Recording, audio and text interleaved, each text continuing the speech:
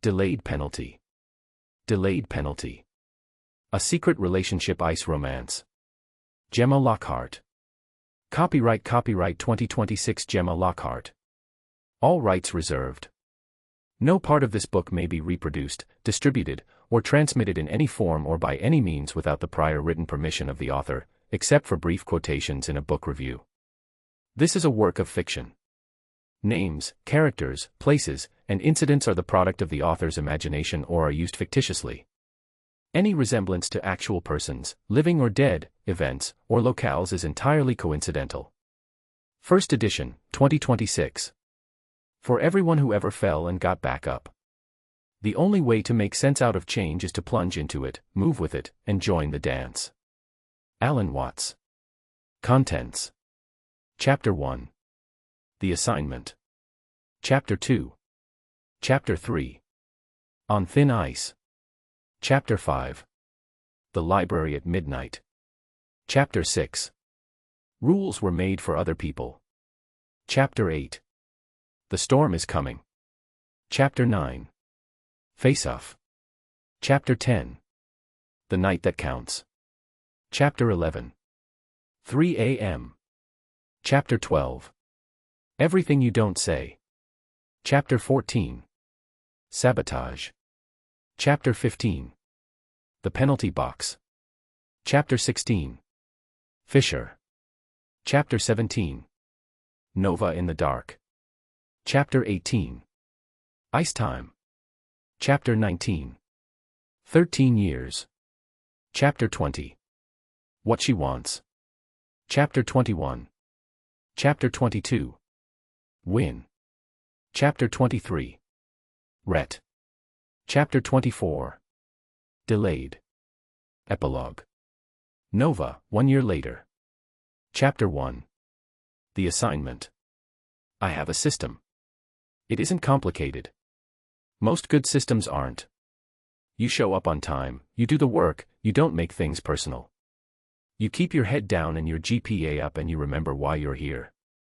You remember who paid for the opportunity and what it cost her. You don't break the rules. Not even the small ones.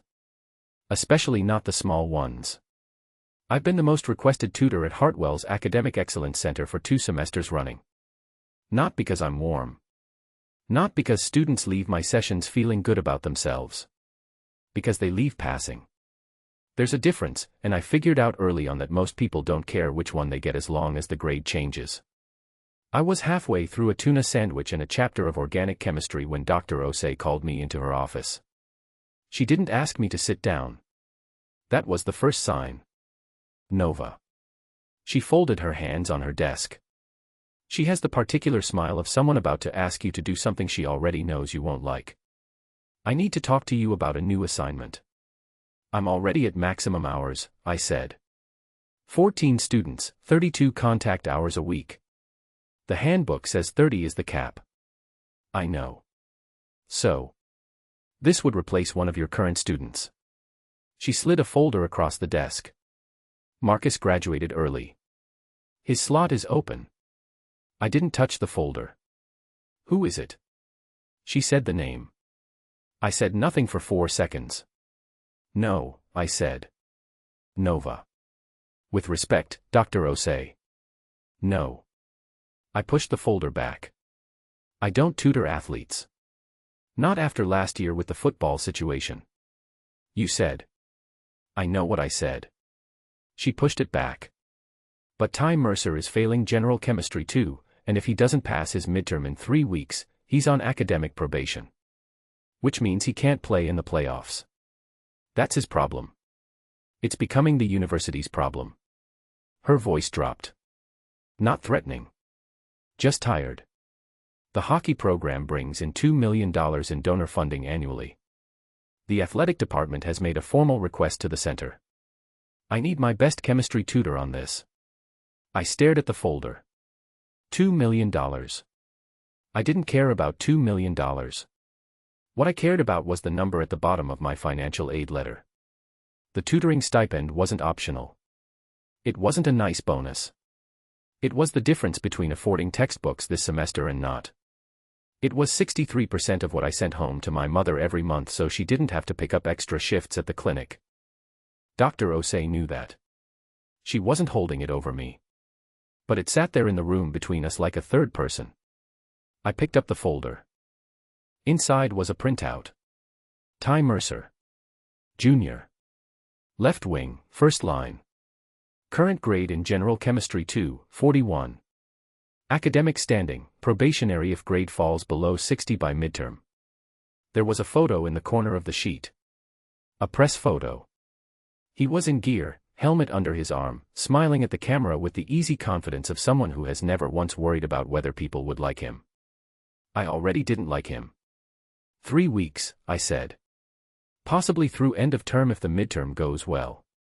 End of term is 12 weeks away. Yes. I closed the folder. I want my session room upgraded. The heater in room 4 has been broken since November. Dr. Osei blinked. Then she almost smiled. I'll see what I can do.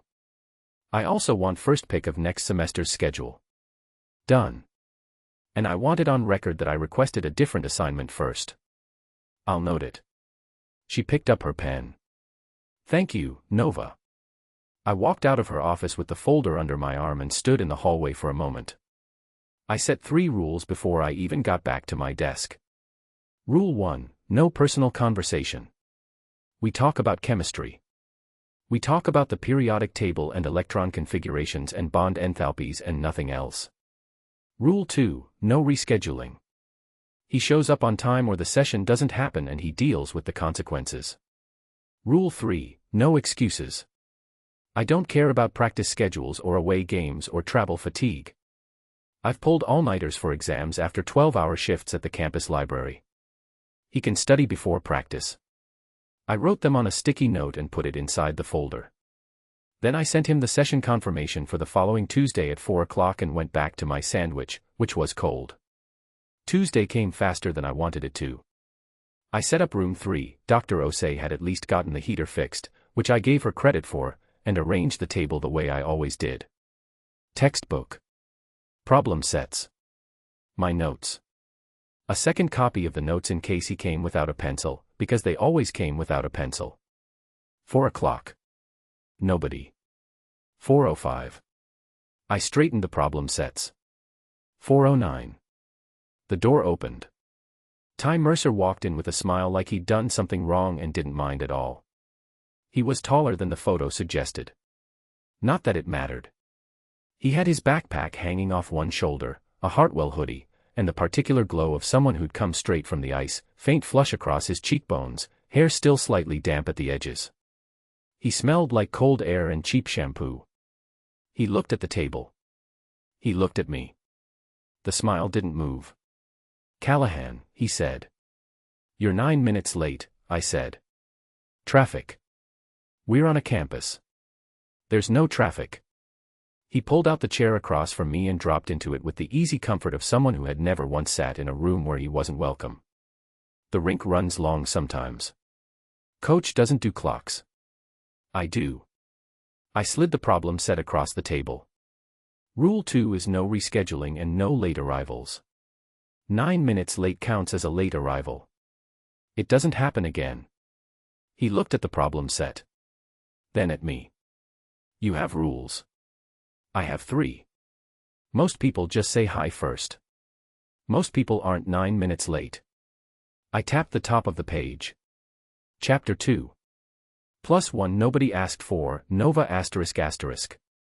Act I. First session.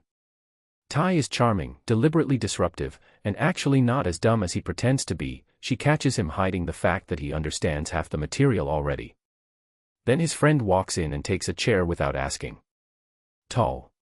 Dark. Reads the problem set upside down and asks a question so specific she actually pauses. His name is Rhett.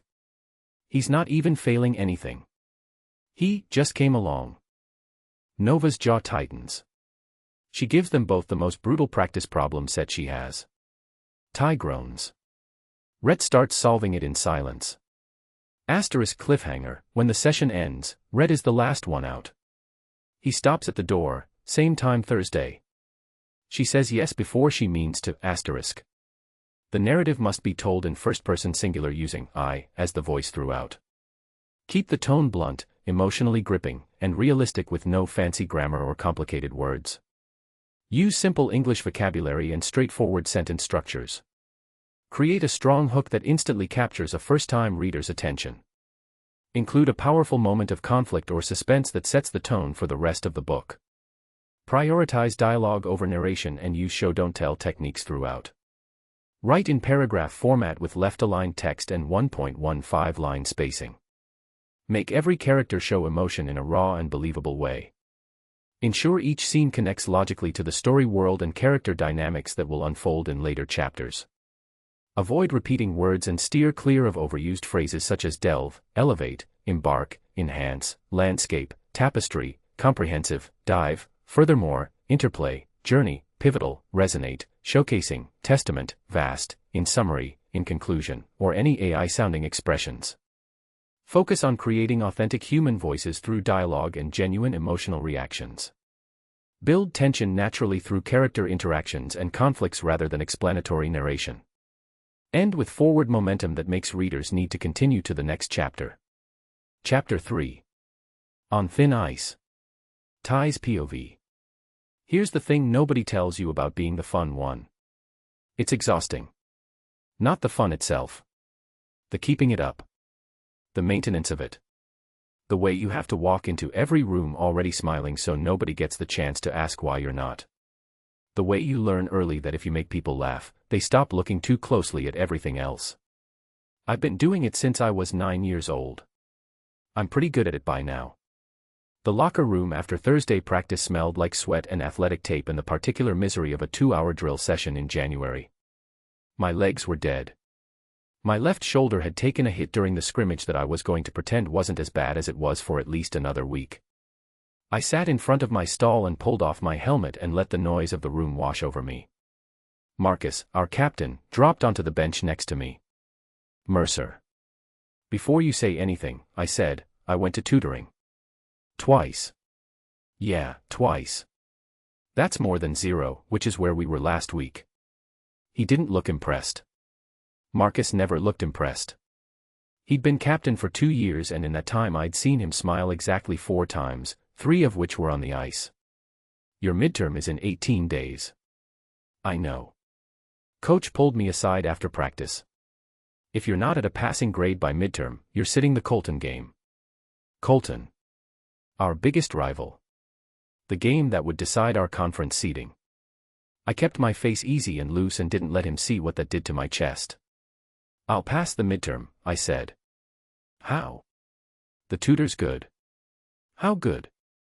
I thought about Nova Callahan sitting across from me, catching in about 4 minutes flat that I was hiding what I knew, like she could see straight through the performance without even trying.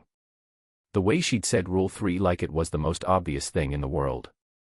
The way she'd looked at me when I pushed back and her face had gone still for just a second, not offended, but recalibrating, like she was deciding whether I was worth the effort. Good enough, I said. Marcus studied me for a beat too long. Don't make this complicated. Why does everyone assume I'm going to make things complicated? History, Ty. He walked away. I pulled off my pads and tried not to think about the fact that he wasn't wrong. From across the locker room, Devo, our right wing, my line mate for 2 years, the human equivalent of a golden retriever on skates, threw a roll of tape at my head. I caught it without looking. You're quiet, he said. I'm tired. You're never quiet when you're tired. You're quiet when you're thinking. What are you thinking about? Chemistry. He made a face. Since when do you think about chemistry voluntarily? Since someone made it interesting. He grinned. He had the biggest, most uncomplicated grin of anyone I knew. She's cute, right? The tutor. I didn't answer. She's cute, he said, satisfied with himself. I knew it. You've got that face. I don't have a face. You've got a very specific face. It's the same face you had the week before you signed with Hartwell, when you were pretending you hadn't already decided. I pulled my jersey over my head and threw it at him instead of answering.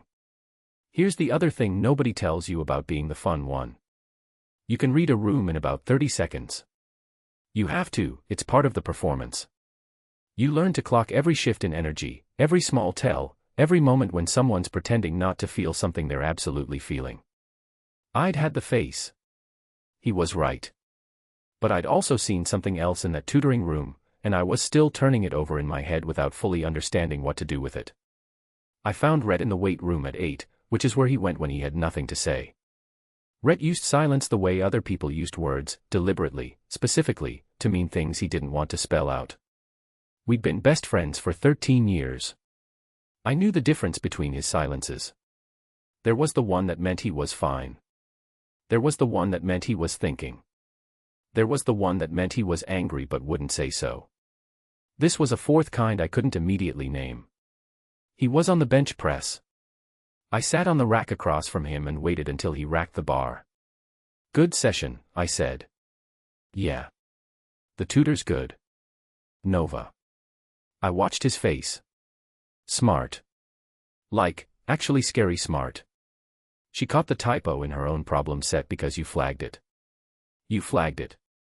You found it first. He sat up. Reached for his water bottle. Said nothing.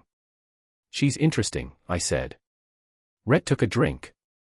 Put the bottle down. You think everyone's interesting when they don't immediately like you. That's not, I stopped.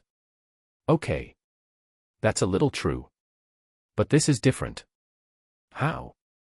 I tried to figure out how to say it without sounding like an idiot. She looked at me like I was a problem she needed to solve.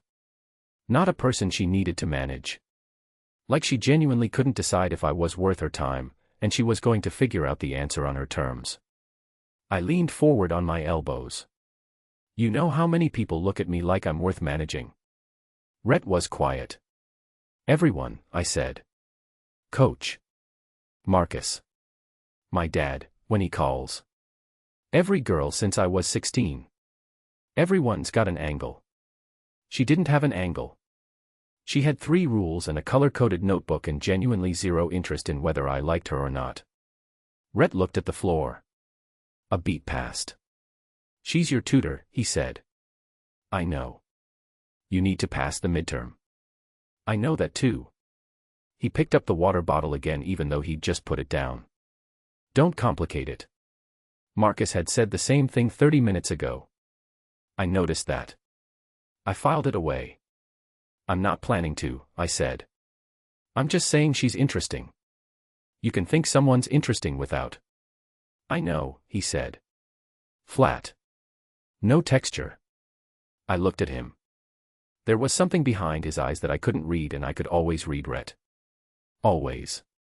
13 years and I'd learned the whole language of him. You good? I said. Fine. You sure? He met my eyes. His expression was completely neutral. I'm sure. I let it go. Sometimes with Rhett you let it go and came back to it later. Pushing never worked. He closed like a door the second he felt pressure, and the only way to get him to open was to stop knocking. I pulled out my phone and started scrolling, letting the silence sit.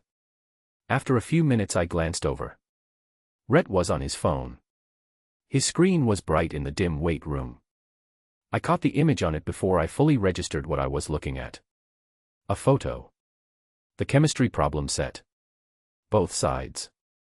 The whole thing, clear and clean, like he'd laid it flat on the table and taken his time getting the shot. He'd photographed the problem set before we left. The session had been 2 days ago. He'd been carrying those questions around on his phone for 2 days. I looked back at my own screen. I kept my face exactly where it needed to be, easy, loose, unreadable. He'd photographed it before leaving. I thought about that for a long time after he said goodnight and walked out. I thought about it on the drive home. I thought about it when I got into bed and stared at the ceiling and replayed the session in my head, Nova across the table, Rhett at the end, the quiet way he'd read the whole problem set upside down before he'd sat down properly. You think everyone's interesting when they don't immediately like you. Yeah. Maybe. But Rhett didn't say things without meaning them. And he hadn't said she wasn't interesting. He'd said, don't complicate it. Which was different. Which was a warning, not a dismissal. Which meant he already knew that complicating it was exactly what I was going to do. End of Chapter 14, I said. He laughed. An actual laugh, not the performed one. It was a little rough and completely unguarded, and I went back to my notes before my face could do something I'd regret. For the next 30 minutes it went like that. He pushed to the exact edge of what I'd tolerate and stopped. Every time. Like he'd mapped the boundary and found exactly where to stand. It should have been annoying. It was annoying. I just kept finding myself almost smiling and having to redirect it. And then there was Rhett. Rhett, who did not push. Rhett, who did not do anything I could point to or object to or redirect. He just sat across from me and worked and asked questions when he had them, and the questions were always, without exception, exactly the right ones. If both the acid and conjugate base concentrations are equal, he said, not looking up from his notebook, the pH equals the pKa. Yes. So Henderson-Hasselbalch simplifies to log of 1, which is 0. Right. That means the pKa is the most stable point. The center of the buffer. Correct. He wrote something in the margin. I couldn't see what it was from my side of the table. At the 40-minute mark, I needed the solubility reference book from the shelf behind him. I stood, reached across the table, and he must have seen me going for it at the same time because his hand moved toward the same shelf and our fingers nearly met over the cover. Not touching. Maybe an inch of air between us. I pulled the book back. He lowered his hand. Neither of us said anything. But I felt it. I felt it in the specific way you feel something you were not expecting to feel, like stepping on a stair in the dark and finding it isn't there. I opened the reference book to the right page and did not look at him for 90 seconds. This is not happening, I told myself. He is a hockey player who is not even enrolled in this session. He is here because his friend needed moral support in a chemistry class, which is the single most niche form of friendship I've ever encountered. He is not interesting. He is not. You okay? Ty said. Fine. You've been on the same page for 2 minutes. I'm reading carefully. He glanced at Rhett. Rhett was writing. I could not tell if anything had registered on his face because he had the most controlled face of any person I'd ever met. I found the data I needed, put the book down, and moved on. The session ended at 6. I handed Ty a take-home practice set and reminded him his midterm was in 2 weeks. I know, he said. I'm going to be fine. You'll be fine if you do the take-home set. I'll do the take-home set. All of it. Not just the questions you already know. He pressed a hand to his chest. You wound me, Callahan. Page 1, question 1. Start tonight. He gave me a salute that was not remotely serious and walked out. The door swung behind him. Rhett stood up and put on his jacket. It was quiet. He zipped the jacket, picked up his bag, and looked at me. Buffer solutions are elegant, he said. I blinked. What? The way they resist change without being rigid. They absorb disruption and return to equilibrium. He held my gaze for a second. I thought that was interesting. Then he walked out. I stood in the empty room for a full minute. He said the buffer solution was elegant. I was a biochemistry major. I had spent 3 years surrounded by pre-med students and science TAs and professors who loved their fields. Nobody had ever described a buffer solution as elegant in casual conversation and then walked out of the room before I could respond to it. The walk back to my dorm was 12 minutes. I spent 11 of them telling myself very firmly that interesting was not the same as relevant, that my rules existed for good reasons, and that the last time I let a boy derail my focus I'd spent an entire semester rebuilding ground I'd lost. I was not doing that again. I was not. I walked in to find Simone cross-legged on her bed, laptop open, wearing the expression she got when she had information she was about to use. Hey, I said. The hockey team is throwing a party Friday night, she said. Mackenzie just texted. You want to come? No. The whole team is going to be there. Which is exactly why I'm not going. She turned her laptop toward me. Instagram. A photo of Ty Mercer at practice, helmet off, grinning at the camera with a teammate. The caption read, found my tutor. She's actually scary. I'm into it. 47 comments. 83 likes. Posted 4 hours ago. I stared at the screen. He posted that publicly, I said. He did. He put that on the internet. He put that on the internet, Simone agreed. She was clearly trying very hard not to enjoy this. She was failing. I'm going to kill him. Or, she said, pulling the laptop back, you could not. Because he didn't say anything bad. He said you were scary, which coming from a D1 athlete in reference to a tutor is honestly a compliment, Anne. He called me his tutor. He is your student. He doesn't get to post about me. On the internet. Without, I have a professional reputation. Dr. Osei follows 3 student accounts. What if she? Nova. Simone held up one hand. Take a breath. I took a breath. It's a compliment, she said. A very public, very unsolicited, very hockey player compliment. A pause. The comments are mostly people saying they need to fail chemistry immediately. I picked up my bag and went to my desk. I had 12 pages of organic chemistry to read before tomorrow and an acid-base equilibrium worksheet to finish, and I was not going to think about Ty Mercer's Instagram post or Rhett Calloway's hands or buffer solutions or anything that happened in that room today. I was absolutely not going to think about any of it. I opened my laptop. I thought about all of it. End of. Chapter 5. The library at midnight. Rhett's POV. I'm going to be honest with myself, which is something I try to do in small doses. It started the second session. I told myself I was there for Ty, because Ty's grade mattered to the team and I had a free hour and the session was in the building I had class in anyway. That was all true. It was also not the whole truth. The whole truth was that I'd been thinking about the first session since Tuesday. Not about the chemistry. About the way she'd looked at the problem set after I pointed out the typo. That specific moment when she'd pulled it toward her, found the error, and looked up at me, not embarrassed, not defensive, just recalibrating, like new information was already being sorted and filed somewhere useful.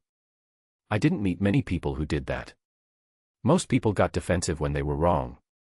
Or apologized too much. She did neither. She just adjusted and moved forward. I photographed the problem set before I left. I'm not going to pretend that was for Ty. By Thursday night I'd worked through all 6 questions twice. I found 2 additional issues, minor ones, unit inconsistencies that didn't affect the answers but suggested the set had been assembled quickly from different sources. I didn't mention them in the session. It wasn't my place to critique her materials in front of her student. I thought about mentioning it after, when Ty walked out. I didn't do that either. What I said was that buffer solutions were elegant. Which was true. And also not entirely what I meant by it. I'm going to move past that. The library closed at midnight on weekdays. I got there at 8, after weights, and set up at a corral on the 2nd floor. I had a physical chemistry problem set and a mechanics paper to outline and I worked through both with no particular issue. Around 10 o'clock I was packing up when I noticed the light at a corral 2 tables down. She was there. Head down, one earphone in, notebook open flat. She had 3 different colored pens lined up on the left side of the notebook and a textbook open next to it. Her handwriting from this distance was small and exact. She'd underlined something and come back to draw an arrow to a margin note. I sat back down. I told myself it was because I still had reading to do. I opened my mechanics paper again. I read the same paragraph 4 times and retained approximately none of it. She worked the way I worked, no unnecessary movement, no phone on the table, no looking up to see who was around. Just the page in front of her. I could tell when something was difficult because her pen slowed. I could tell when something clicked because she'd write faster for a few lines and then pause to go back and underline it. I've been to the library a lot of times. I've never found it particularly interesting before. At 10:40, a guy 3 seats down from her pulled out his laptop and started watching something without headphones. Just the tinny audio of whatever video bleeding into the quiet.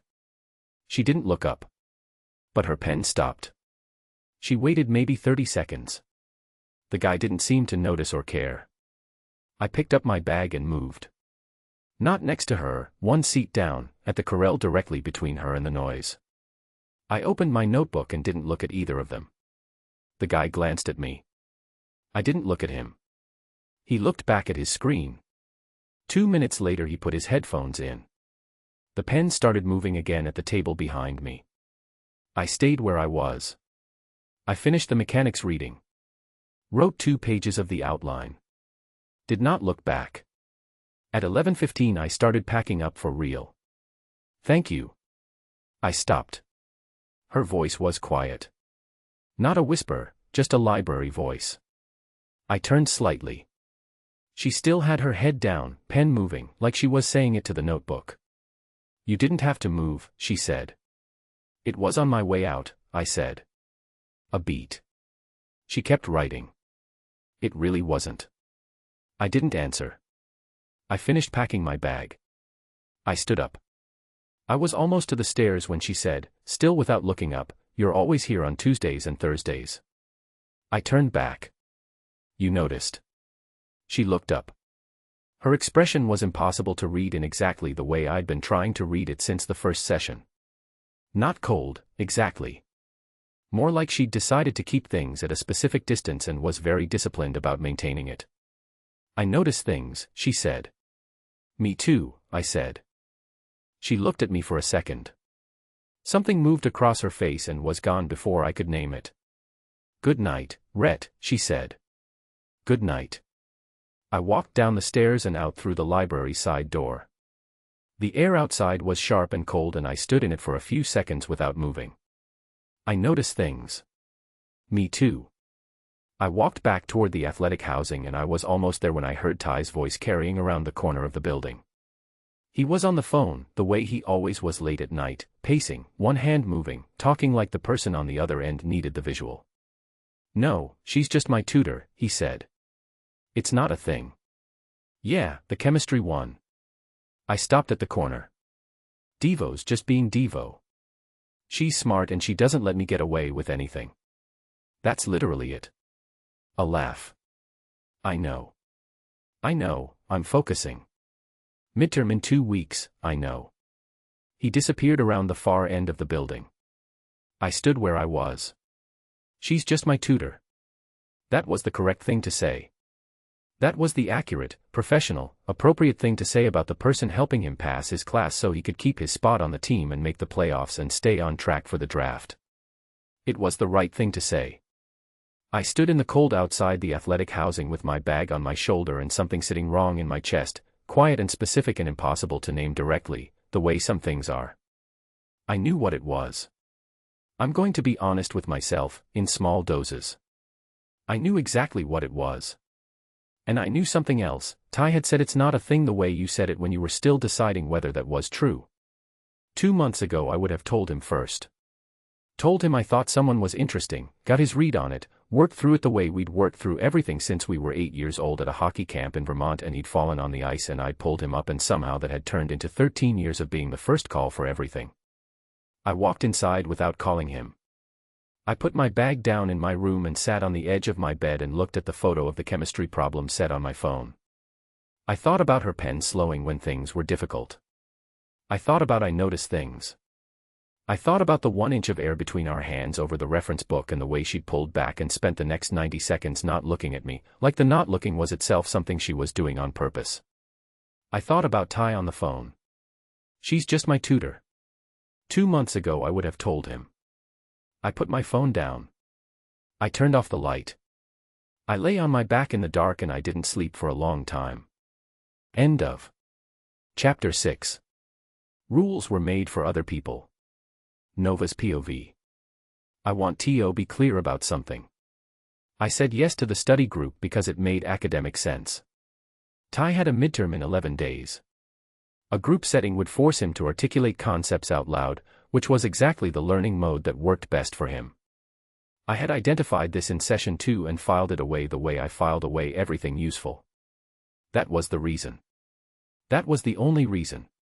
It had nothing to do with the fact that the library felt too quiet after Tuesday night, or that I'd caught myself reading the same paragraph of organic chemistry 4 times before admitting I wasn't actually reading it at all. Nothing to do with that. Ty texted me Thursday afternoon, study group tonight. Holloway Library Room 6. 7 p.m., I'll bring food. I typed back, this is not a social event.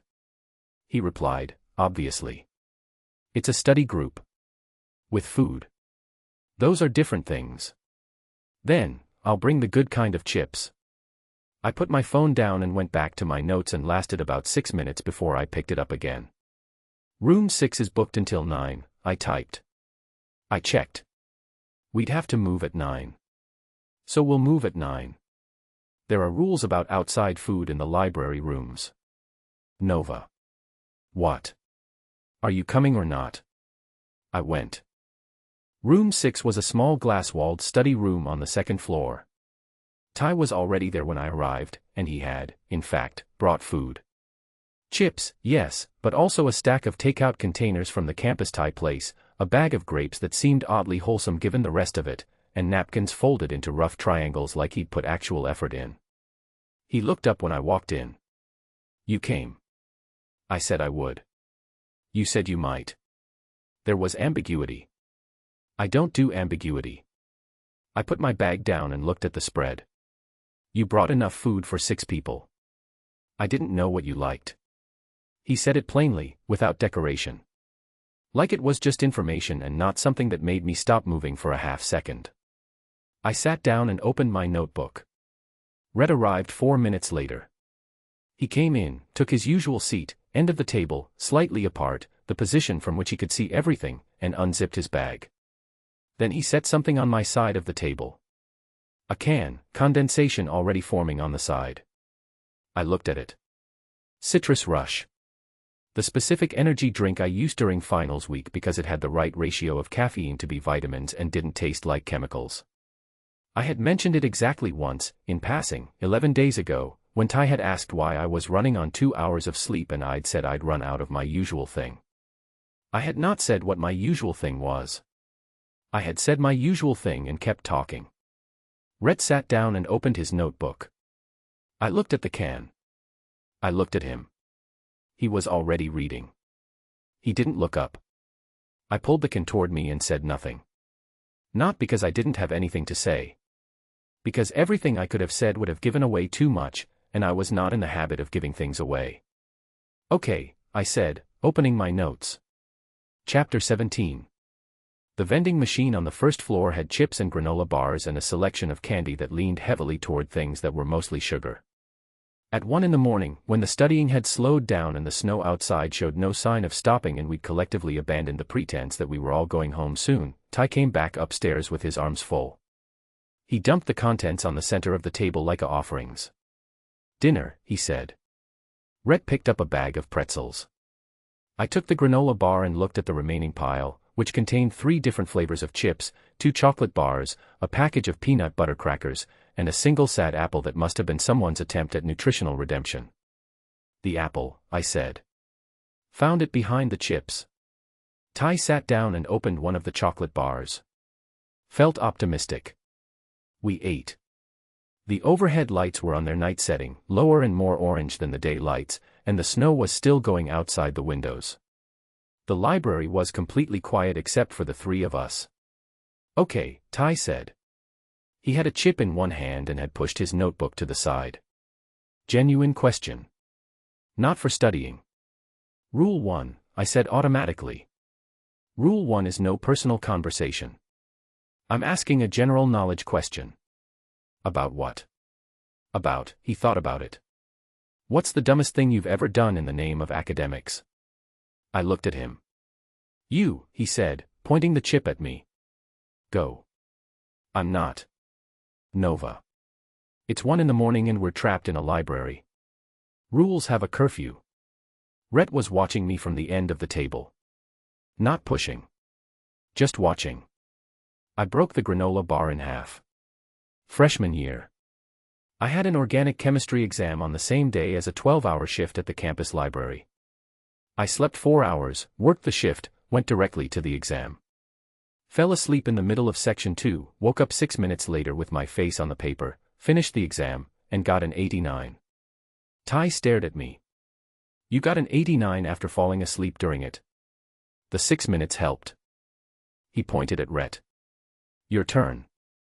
Rhett was quiet for a second.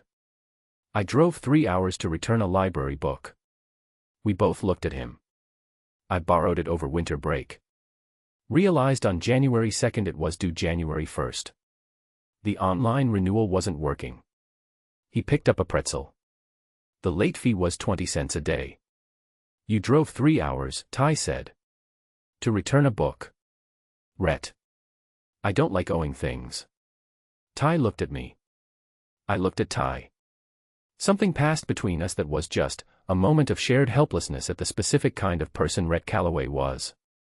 Your turn, I said to Ty. Okay. He sat back. Sophomore year. Had a paper due on a Monday. Forgot entirely. Remembered at 11:50 Sunday night. Wrote it in 40 minutes, turned it in at 12:02, lost 1 letter grade for being late. He paused. Still got a B+. On a 40-minute paper. On a 40-minute paper. He spread his hands. Turns out I work better under pressure. That's actually useful information. Rhett said, that's a character flaw you've reframed as a skill. And yet the B+ stands. Rhett almost smiled. It was small, the corner of his mouth, a fraction. But it was there. We talked. Not about chemistry. Not about hockey. About the actual things, Ty's younger sister who wanted to follow him to Hartwell and the complicated pride and terror that came with that. My first semester, the loneliness of it, the specific misery of being too proud to call my mom and too homesick to care about anything. Rhett said almost nothing during this part, but he was listening in the way he always listened, completely, like he was filing each thing somewhere careful. And then, at 2:15, Ty said, my dad called last week. The shift in him was immediate. Not dramatic, Ty didn't do dramatic when something actually hurt. He got quieter. Stiller. He turned his chocolate bar wrapper in his hands. He called to ask if the scout from Pittsburgh was coming to the Colton game, he said. Not how I was. Not if I was passing my classes. If the Pittsburgh scout was coming. Nobody spoke. I told him yes. He said good. He said make sure you score. Ty set the wrapper down. That was the whole call. 4 minutes. I looked at him. He was looking at the table. He drove 3 hours to my games in high school, he said. Every single one. Front row. I thought, he stopped. He picked up the wrapper again. I thought the NHL stuff would make it better. Give him something to be proud of. Turns out it just gave him something else to want from me. The snow was still hitting the windows. Ty, I said. It's fine. He looked up and the easy expression was back, the practiced one. Almost fully in place. I've had years to get used to it. I'm just saying. I wanted to say something real back and I didn't have the words and I was still looking for them when Rhett said. My dad didn't come to games. Ty looked at him. He played, Rhett said. Professionally. Minor league, 2 years. Blew his knee, never recovered. By the time I was on the ice he couldn't watch it anymore. He looked at the table. Not because he didn't care. Because it cost him too much. Every game was everything he lost. A pause. He watched one. My junior year. Regionals. He sat in the top row and I didn't know he was there until after, and when I found him he'd been crying. He hugged me and he said you're better than I ever was and then he went home because he couldn't stay. The room was completely still. I reached across the table and put my hand over Rhett's. I did it before I thought about it. The way you move towards something without deciding to, because the alternative, sitting there and doing nothing while he sat with that story, was not something I was capable of. His hand was still under mine. He didn't move. Ty was watching from across the table. His expression was not readable. Something careful in it. He sounds like a good man, I said. He is, Rhett said. His voice was even. He's a good man. It just costs him. I didn't move my hand. Rhett didn't move his. We stayed like that, The three of us around a table littered with vending machine wrappers and open notebooks, the snow outside, the low orange library lights, and nobody said anything for a long time because there was nothing that needed saying. End of Chapter 8. The storm is coming. Ty's POV. I'm going to tell you when I knew. Not when I first noticed, I noticed the first day, which didn't mean anything. I notice a lot of people. It's what I do. I walk into rooms and I read them and I notice things, and most of the time it goes nowhere because most of the time a person is interesting for about 45 minutes and then they become familiar, and familiar is comfortable and comfortable is good, but it's not the thing. I knew on Tuesday. Not because she'd been different. Because she'd been careful. There's a specific kind of careful that looks like normal if you don't know what you're looking for, same voice, same pace, same professional distance. But she'd spent the first session and the ones after it looking at me directly. Not warmly, not with any particular softness. Just directly. Like I was a problem she was fully engaged with. Tuesday she'd looked at the page instead. For minutes and I'd put my pencil down and asked what I did wrong and she'd said nothing, and I'd had to sit there with the knowledge that something had happened between Thursday night and Tuesday morning and I had no idea what it was. That bothered me more than it should have. More than made sense for a student who'd only known his tutor for 3 weeks. I thought about that on the drive to morning practice. I thought about it during warm-ups. I thought about it through the first 40 minutes of a drill that required my full attention and I got yelled at twice, which was twice more than usual. Mercer. Coach's voice cut across the ice. Where are you? Here, coach. You are not here. Here is the ice. You are somewhere else. Get back. I got back. After practice, in the locker room, I was pulling off my gear when Marcus sat down 2 stalls over. He had his arms on his knees and he was looking at me with the particular expression that meant he was about to say something I wasn't going to enjoy. You're distracted, he said. I'm fine. You missed a clean setup from Devo in the second drill. You never miss Devo's setups.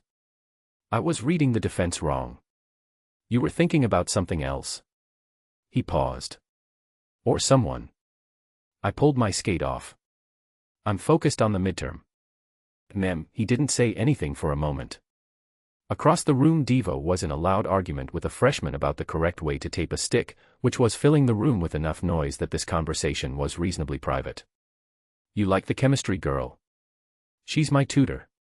That's not what I said. She's my tutor and she's doing a good job and I'm going to pass the midterm and get back on full status. That's what's happening. Marcus looked at me with 13 years of reading people behind his eyes. He'd been captain since sophomore year. He'd gotten the position not because he was the best player, which he was, but because he could look at a room and know exactly what was real and what was a story someone was telling themselves. Okay, he said. Okay, I said. He stood up and grabbed his towel. Don't complicate it, Ty.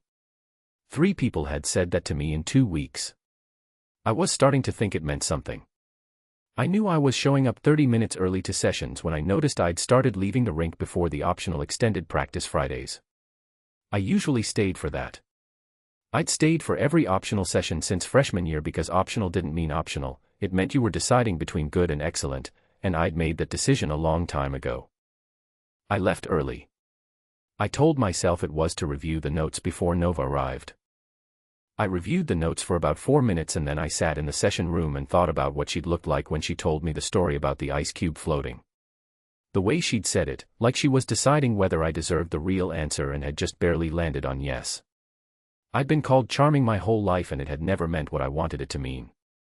People were charmed by the version of me I put forward. The easy one. The smiling one. The one who had a joke for every situation. She wasn't charmed by that one.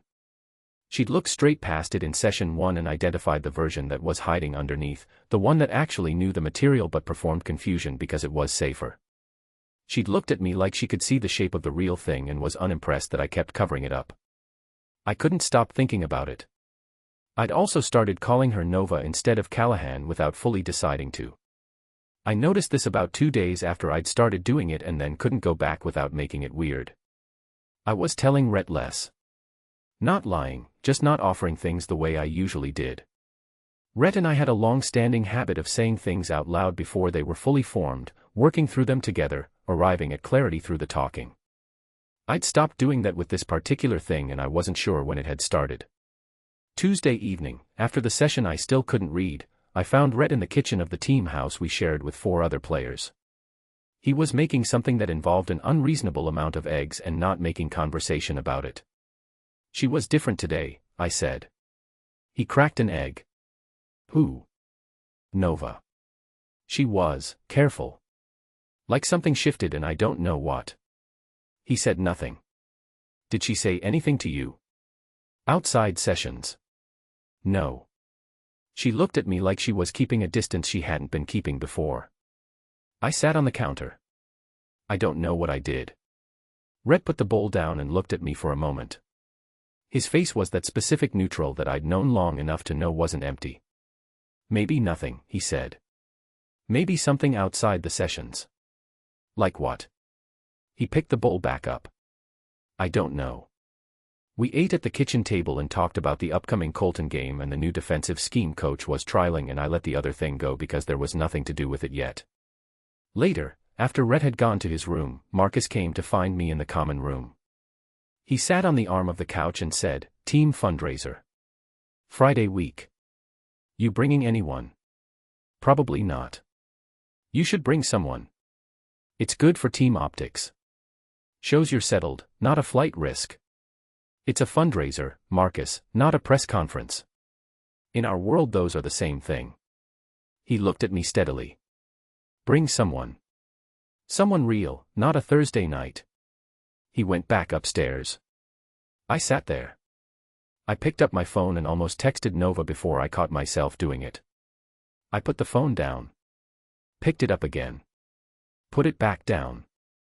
I went to bed. In the morning I had a 6 a.m. skate and then 2 classes, and then I came back to my room and there was something on my nightstand that hadn't been there before. A paper. Printed, not handwritten. 6 pages. I picked it up. Molecular Pathways in Autoimmune Response, a Comparison of T-Cell Regulatory Mechanisms. By Nova Callahan. Biochemistry Honors Research, Hartwell University. I looked at the door. Then at the paper. Rhett's door was closed and there was no sound from it. He'd been in my room. Taken the time to print this. Left it without a note. I sat on the edge of my bed and read the abstract. Then I read the introduction. Then I read all 6 pages. It took me 40 minutes and I had to look up 4 terms I didn't know, which I did on my phone as I went. It was about her mother. Not obviously, it was a research paper, precise and technical and exactly as rigorous as everything else she did. But in the methodology section she'd written one sentence that sat outside the clinical language like it had been placed there deliberately. The impetus for this investigation arose from observing, as a non-specialist, the communication gap between patients and practitioners during extended illness management. She'd watched her mother be sick and not understood what was happening. She'd sat on the wrong side of the window. So she'd spent 3 years learning the language of the window. I set the paper down on my nightstand. I looked at Rhett's closed door. He'd printed it. He'd read it well enough to know I should read it. He'd gone into my room and left it somewhere I'd find it and said nothing about it, not at dinner, not after, not in the morning. That was not a thing you did for a teammate's tutor. I knew that. I looked at the ceiling for a long time. End of Chapter 9. Face-Off. Nova's POV. Headphones are a social contract. Both earphones in means I am not available. It means I am working and I am aware you exist and I have chosen, specifically and deliberately, not to engage with that fact. It is the most polite way I know to say leave me alone without saying leave me alone. Every functional adult understands this. Ty Mercer sat down across from me. I looked up. Both earphones were in. I had an organic chemistry paper open on my laptop, a half-eaten blueberry muffin on a plate to my left, and the specific energy of someone who had claimed this corner table at the campus coffee shop 40 minutes ago and intended to stay here until the work was done. He put his coffee down and pulled out a notebook and smiled at me like he'd been expected. "I'm working," I said. "Me too." He opened the notebook. "Study session. We don't have a session today." Unofficial 1. He uncapped a pen. You're here, I'm here. Seems efficient. Efficiency is not the word I would use. What word would you use? Intrusive. He laughed, the real one, not the performed one, and bent over his notebook. I looked at him for 3 more seconds, deciding whether this was a battle worth having, and then I put my earphone back in and returned to my paper. I lasted about 4 minutes before I noticed his notes. Even from across a small table, the state of them was visible. Lines crossed out and rewritten at angles. Arrows going in directions that made no structural sense. A diagram in the margin that appeared to be attempting the Gibbs free energy equation but had lost the thread somewhere in the middle and devolved into what looked like a small angry sun. I took my earphones out. Your notes are a mess, I said. He looked up. He looked down at his notebook. He looked back up with an expression of total serenity. I know where everything is. You drew a sun next to a thermodynamics equation. That's not a sun. That's a free energy diagram. It has rays coming off it. Those are, he looked at it again. A beat. Okay, I see how it looks like a sun. I reached into my bag and pulled out a spare pen. I put it on the table in front of him. Use this. Your handwriting is worse when you use your own pen for some reason. I noticed it in session 3. He looked at the pen. Then at me. The smile that came up was different from his usual one, slower, warmer, catching him a little off guard like he hadn't expected it. He picked up the pen. You noticed my handwriting changes by pen type, he said. I notice what affects comprehension. You notice a lot of things. Someone in this arrangement has too. I went back to my laptop. The coffee shop was warm. Mid-morning, not crowded, a few students scattered at other tables, the low sound of the espresso machine running in cycles, music I couldn't identify playing quietly from somewhere near the counter. I worked. Ty worked, or made a reasonable effort at working, which involved significantly more tapping of the new pen against his notebook than I would have preferred but was at least a quiet form of distraction. 10 minutes passed. The door opened and cold air moved through the room. I felt it before I looked up. That specific shift in air pressure that shouldn't be noticeable but was. I looked up. Rhett came through the door. He stopped just inside it. He was already looking at the table, at Ty, then at the seat next to Ty that was empty, then at me. The pause lasted 1 beat. Maybe 2. Then he walked over and sat down next to me. Not across from me, where there was an open chair beside Ty. Next to me. He put his bag on the floor, unzipped it, pulled out his laptop, and opened it without a word. For 30 seconds none of us spoke. I was aware of the geometry of it in the way you're aware of something that can't be looked at directly. Ty across the table, watching us both with an expression he was keeping deliberately easy. Rhett beside me, close enough that I could sense the cold still coming off his jacket. Me in the middle of something I did not have language for. Ty looked at Rhett. Rhett opened a browser tab. Didn't know you were coming here, Ty said. Casual. Too casual. Had a gap between classes. Rhett didn't look up from his screen. Buildings close. Sure. Ty tapped the new pen twice on his notebook. Good timing. Rhett said nothing. I looked at my laptop screen. My paper was open. I had not read a word in 90 seconds. Okay, I said. Chapter 10. The Night That Counts. Nova's POV. The snowstorm started at 6:30 on a Tuesday. I know the exact time because I was at a corral on the second floor of Holloway Library when the first real gust hit the windows and the lights flickered for a second and the girl 2 tables down said "oh no" in the specific tone of someone who had not checked a weather app. I had checked a weather app. I had checked it 3 times. The forecast had said light accumulation, clearing by midnight, which is what weather apps said when they wanted to seem helpful without making promises. By 7 o'clock the accumulation was not light. By 8 it was coming down in dense, fast sheets that made the windows behind me glow white. My phone had 2 notifications from the university system, all non-essential buildings closing by 9, and a campus travel advisory recommending students shelter in place until morning. Holloway was essential. It stayed open. I stayed. I was the only person on the second floor by 8:30. The girl who'd said oh no had packed up and left. The two guys by the window who'd been working on what sounded like an economics project had packed up and left. A girl who'd been crying quietly into her phone in the far corner for 20 minutes had also left, which I hoped meant whatever the phone conversation was had resolved. I refilled my coffee from the vending station on the first floor and came back upstairs and opened. Chapter 11. 3 a.m. Nova's POV. The emergency lights came on at 2:40. Not a full outage, the outlet still worked, the heat was still running, but the overhead panels cut down to a single strip of white along the ceiling, cold and low, turning the second floor of the library into something between a study hall and a waiting room. It made the snow outside the windows look darker by contrast. Heavier. Rhett had been asleep since 2. I didn't see it happen. 1 minute he was at the end of the table, head slightly bent over his notebook, and then at some point I'd looked up and his pen was still and his eyes were closed and his coat had slipped from the back of his chair onto his shoulders like he'd pulled it there in his sleep without waking. He slept the way he did everything else. Quietly. Taking up exactly the space he needed and no more. I watched him for a moment longer than I should have. Then I looked away.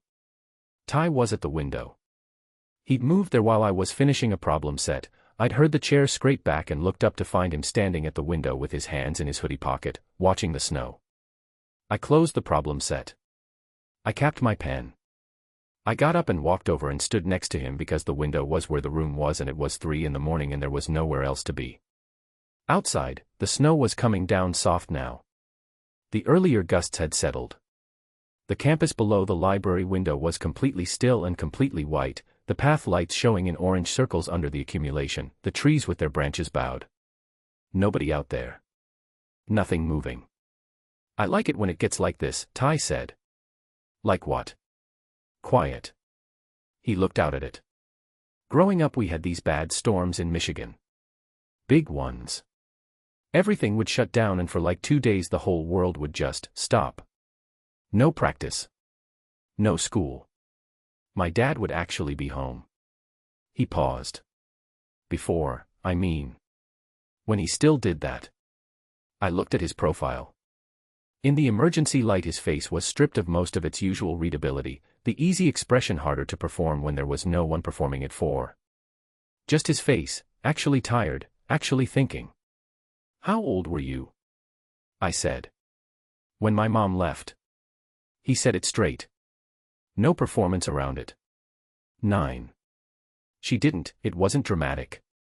She just left and then she was somewhere else and my dad was home less and the storm days stopped feeling like a good thing because it was just us in the house and he didn't know what to do with me. I said nothing. I'm not telling you this because I want sympathy, he said. He looked out at the snow. It's 3 in the morning and you're the first person in a long time who looked at me like the real version was worth looking at. The emergency light hummed. Ty. I know. He turned from the window. He was looking at me now, directly, the way he rarely looked at anything without the smile in front of it. I know the rules. I know what this is. I know I'm your student and it's professional and there are 100 reasons not to make it anything else. His voice was low enough not to carry to the table where Rhett slept. But I don't usually want things I can't figure out. I like things I can see all the way through. I like knowing how they end before they start. I was very still. You're the first thing I've wanted that I genuinely can't figure out, he said. I don't know how this ends. I don't know who you're going to be in 6 months or what you're going to think of me. He looked at me. I wanted you to know that it's real. Whatever this is on my end. It's not a performance. The snow outside was soft and constant. I had a list. A very good list with very good reasons on it, Bridget and her perfect teeth and her timed pauses, and the rules I'd made for good reasons, and my mother's voice on the phone saying you sound like something's going on, and the way I'd felt Rhett's knee against mine under the coffee shop table and the way he'd said it makes sense when I told him why I chose chemistry. I had the list. He was looking at me like I was real. Not like I was manageable, or impressive, or a variable to be accounted for in a larger plan. Like I was a specific person he had paid attention to. Ty, I said. Yeah. I stopped. I looked at him. I'm tired of saying no to things I actually want. He went very still.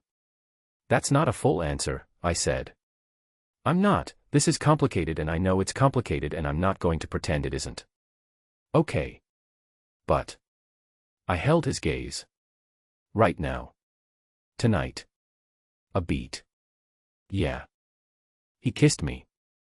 Slow. Careful. One hand coming up to my face like he was asking permission with the movement of it, giving me the whole approach so I could stop it if I needed to. I didn't stop it. It wasn't fireworks, the way people wrote about kisses. It was warmer than that. More specific.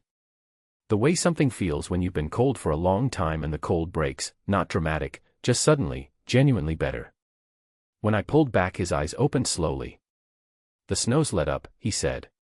His voice was lower than usual. I looked at the window. He was right. The dense fall had settled to something light and occasional, the campus below us still and white and the path lights visible without the blur. We could walk, he said. I looked at the table. At Rhett, still asleep in the low light, his coat across his shoulders. We should tell him, I said. He's asleep. Still. Nova. He said it gently. He's asleep. We'll just go around. Come back before he wakes up. I looked at Rhett for a moment. He was still. Face slightly turned toward the table, the coat rising and falling with his breathing. I picked up my own coat from my chair and put it on. We walked down the stairs and through the library side door and out into the cold. The snow was ankle-deep on the path and still soft, the kind that absorbed sound. Our footsteps were muffled. The campus was white and orange and completely ours, and Ty walked beside me with his shoulder against mine and said something that made me laugh into the cold air, and I didn't think about the list. I didn't think about much at all, for a little while. I didn't look back at the window. I would think about that later, the not looking back. The way you sometimes didn't look at a thing because you already knew what you'd see and you'd made your decision and looking would only make it harder. I didn't look back. Upstairs, in the low emergency light, Rhett's book was open. His eyes were open. They had been open for a while. He had heard the chair scrape back when Ty moved to the window. He had heard the low voices, not the words, just the shape of them, the particular quiet that meant something was being said that was real. He had kept his eyes closed and his breathing even and his hands still. He had heard the footsteps on the stairs. The side door opening and closing. He sat up. The library was empty. Through the window, down below, two figures were walking on the white path. Close together. One of them said something. The other laughed. He watched until they turned the corner. He reached forward and closed his book. The sound of it was very loud in the empty room. He looked at the ceiling. The emergency light hummed. He didn't sleep again. End of Chapter 12. Everything You Don't Say. Rhett's POV. I was on the ice by 5:15. Not because I had to be. Early skate didn't start until 6:30 and coach hadn't called an optional session. I was there because my room had 4 walls and a ceiling and the specific quality of silence that comes after you've been awake in it for 3 hours thinking about something you can't stop thinking about. The ice was better. The ice was always better. I did laps first. Just laps, no puck, no purpose except movement and the clean sound of the blade and the cold that was familiar enough to feel like something I could hold on to. My edges were good. They're always good. I've been particular about my edges since I was 12 and my dad told me that a defenseman who can't trust his footing can't trust anything out there. I thought about that for a while instead of the other thing. It didn't work for long. At 6 I got a puck and ran drills alone. Positioning work, angles, the defensive reads I'd been tightening since coach changed our neutral zone coverage in November. I pushed hard enough that my lungs started to burn and I kept pushing past that because the burn was clean and the other thing wasn't. The team started filtering in at 6:20. Devo first, then Marcus, then the defenseman. Ty came in at 6:30 on the dot, which was exactly on time, which meant he'd set an alarm and made himself wait because he'd also been awake and also wasn't ready to walk in here before he had to. I knew him. That's the thing I kept coming back to, skating those early laps in the empty rink. I knew him completely. Every habit, every tell, every version of the performance he ran and which version meant what. He came onto the ice and we ran warm-ups in the same lines we always did, and we did not look at each other for the first 20 minutes in the specific way of two people who were both working hard at it. Coach noticed at the 40-minute mark. Callaway. He was at the boards, clipboard in hand, watching the drill. "You're still here?" "Yes, coach. Warm-ups ended 20 minutes ago." "I know." He looked at me for a long moment. He was not a man who asked unnecessary questions. He'd been coaching D1 hockey for 19 years, and he had the particular vision of someone who'd seen every version of a player trying to outskate something happening off the ice. He didn't ask. "Don't blow out your legs before Thursday," he said, and walked back to the center line. I skated until I couldn't feel the thing in my chest anymore. It took a while. Ty found me at 2 in the afternoon. I was in the film room watching footage of our next opponent's penalty kill, which was genuinely something I needed to do, and also somewhere quiet where I had a reason to be alone. The door opened and he came in and sat down 2 seats away from me. Not next to me. Not across the room. 2 seats. He looked at the screen for a minute. "Last night happened," he said. I kept my eyes on the footage. "I know." He was quiet. "Are you good?" I said. "A beat. I don't know." His voice was careful. Careful in the way Ty was only careful when the thing underneath was something he didn't trust himself with. "Are you?" I looked at the screen. The footage ran. A penalty kill sequence, 2 forwards and 2 defensemen rotating through a box, the opposing team cycling at the point. I watched the angles close. I watched the gap that opened on the left side that our power play could use if we were fast enough. "I should have said something," I said. "When?" "Before." I kept my voice even. "Before you started, before it got to last night." "I should have said something earlier." "Said what, Rhett?" I didn't answer. He turned in his seat. I could see it in my periphery, the way he'd turned to face me, wanting me to look at him, needing the direct thing because Ty always needed the direct thing. He couldn't work with what he couldn't see. "Said what?" he said again. "Quieter." I stopped the footage. I looked at the blank screen for a second. "It doesn't matter," I said. "Nothing happened that you did wrong. She's not, this isn't on you." "That's not what I asked." "I know." "Rhett." I looked at him. His face was open in a way it almost never was, not the performance, not the easy expression, just Ty actually looking at me with the 13 years of it right there on the surface. He wanted the truth. He always wanted the truth when it really counted. It was one of the things I'd always known about him and one of the things I'd never been able to use against him. "I'm not good," I said. "But that's mine." "That's not yours." He looked at me for a long moment. Then he looked away. We sat in the film room for another 20 minutes watching penalty kill footage, and neither of us said anything else, and the silence between us was a shape I'd never felt before in 13 years. Not angry. Not broken. Just new. And wrong in the specific way of something that had been right for a very long time and had shifted without permission. I didn't know what to do with it. So I pressed play on the footage and watched the gap open on the left side and made a note and did not think about it. She was at the library at 7. I knew she would be. Tuesdays and Thursdays and sometimes Wednesday evenings, that had been the pattern since September. I knew her schedule the way I knew the team's practice rotation. I'd stopped pretending I didn't. I sat down 2 tables from her. I opened my laptop. I did not look at her. For the first 30 minutes we worked in parallel silence, the way we had maybe a dozen times before in this room, not together, not separate, just 2 people in the same space choosing not to make anything of it. I had always found that comfortable before. The specific ease of being near someone you didn't have to perform for. Tonight it sat differently. I was 2 pages into a mechanics paper when I became aware that she had stopped typing. I didn't look up. I heard the sound of her pen against her notebook, the particular rhythm she used when she was moving slowly through something difficult. I worked. She worked. At 9:15 she started packing up. The sounds of it were familiar, notebook closing, pens clicking, laptop sliding into the bag. The scrape of her chair. I kept my eyes on the screen. Her footsteps stopped at my table. I looked up. She was standing with her bag over one shoulder, coat in her other hand. Her expression was the careful one, the one she wore when she was deciding how much to give.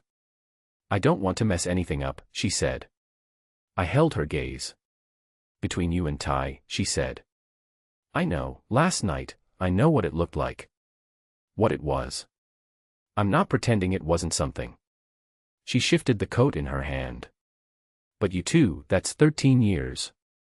I'm not going to be the thing that." "You didn't," I said. She looked at me. "Mess anything up," I said. "That's not on you." A beat. Rhett. Nova. I said it quietly. "You didn't." She looked at me for a long moment. Searching. I kept my face where I needed it to be, still, even, giving her something solid to read.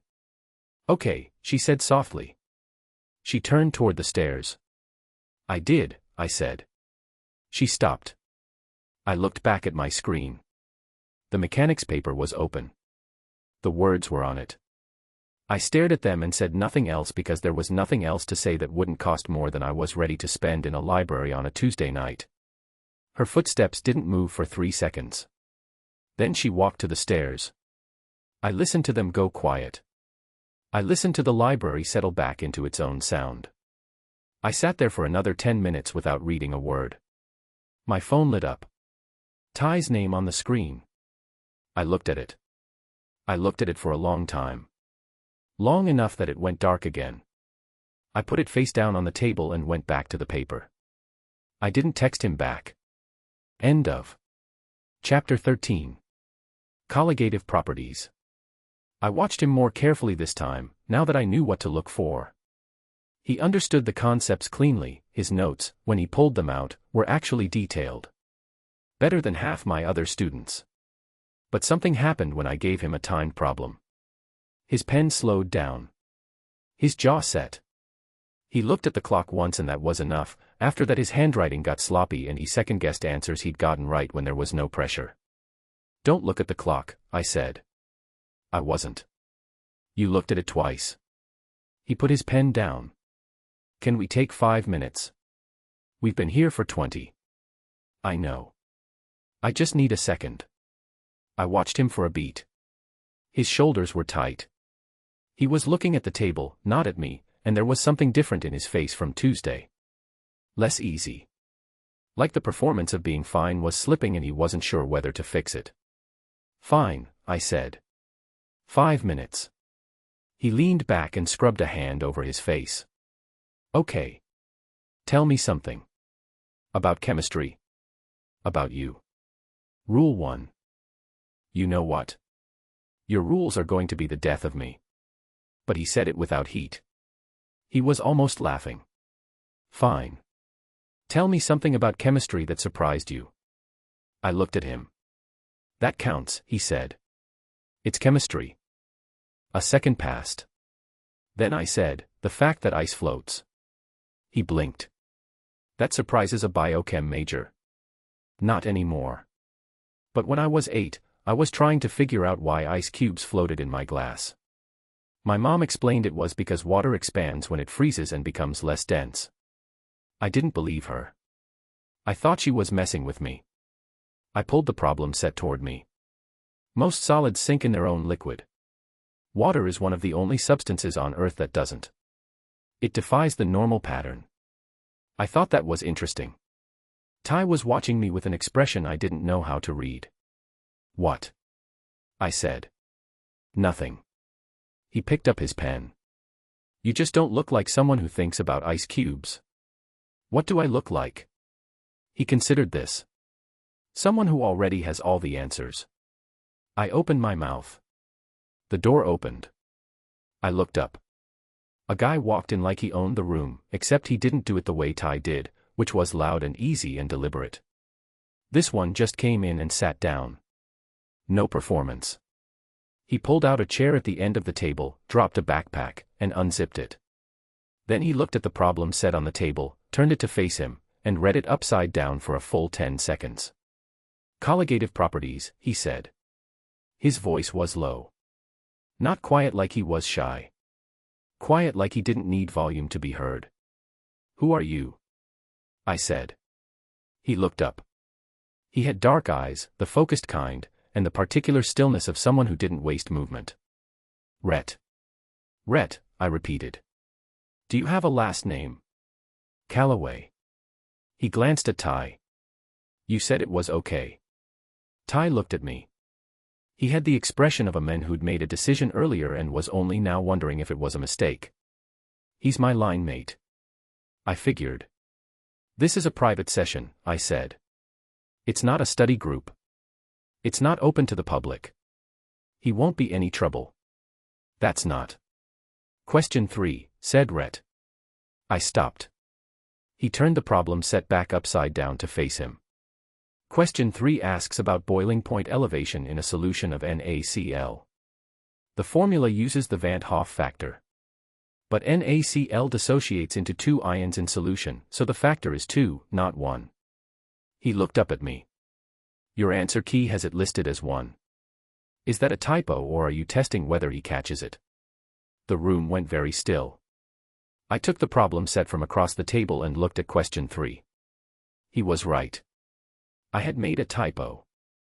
I had been using this problem set for 2 semesters and not one student had ever caught it, not one, because most of them didn't understand the Van't Hoff factor well enough to know it was wrong. I looked at Rhett Calloway. "You're not in general chemistry too," I said. "No." "What class are you in?" "Physical chemistry. Tuesdays and Thursdays." "Then why are you here?" He looked at me for a second. Steady.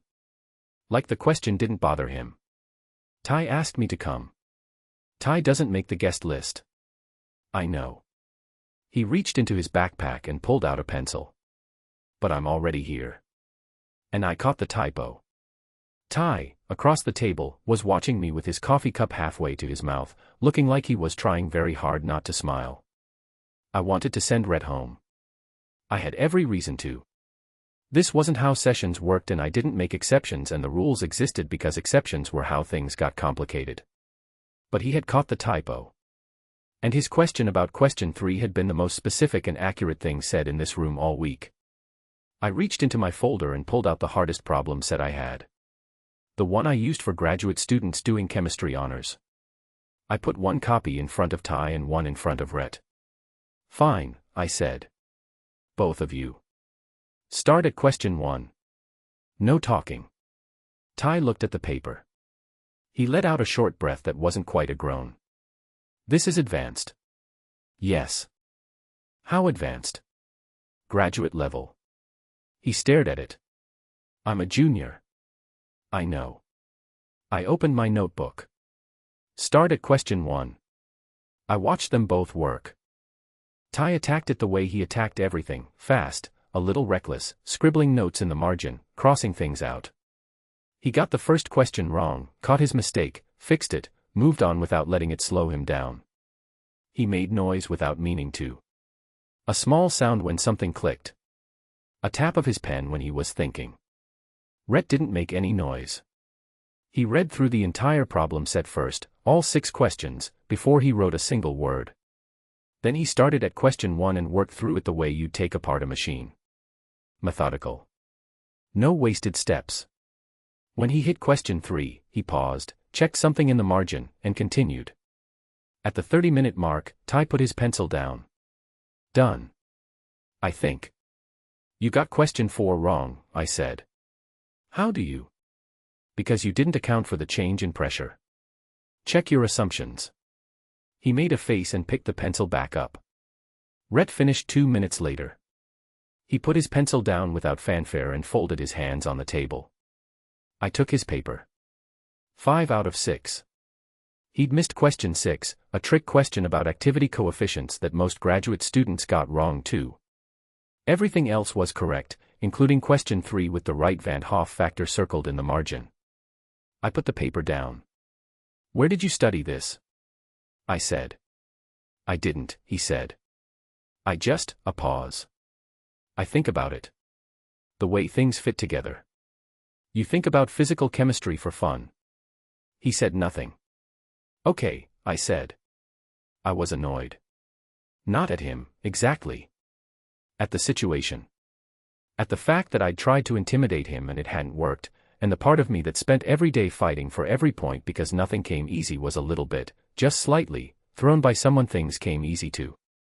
The session ended at 6. I stacked the papers. Ty was already at the door, backpack on, giving me a wave that was too casual to be an accident. Thursday same time, he said. Yes. Cool. He pushed the door open, glanced back.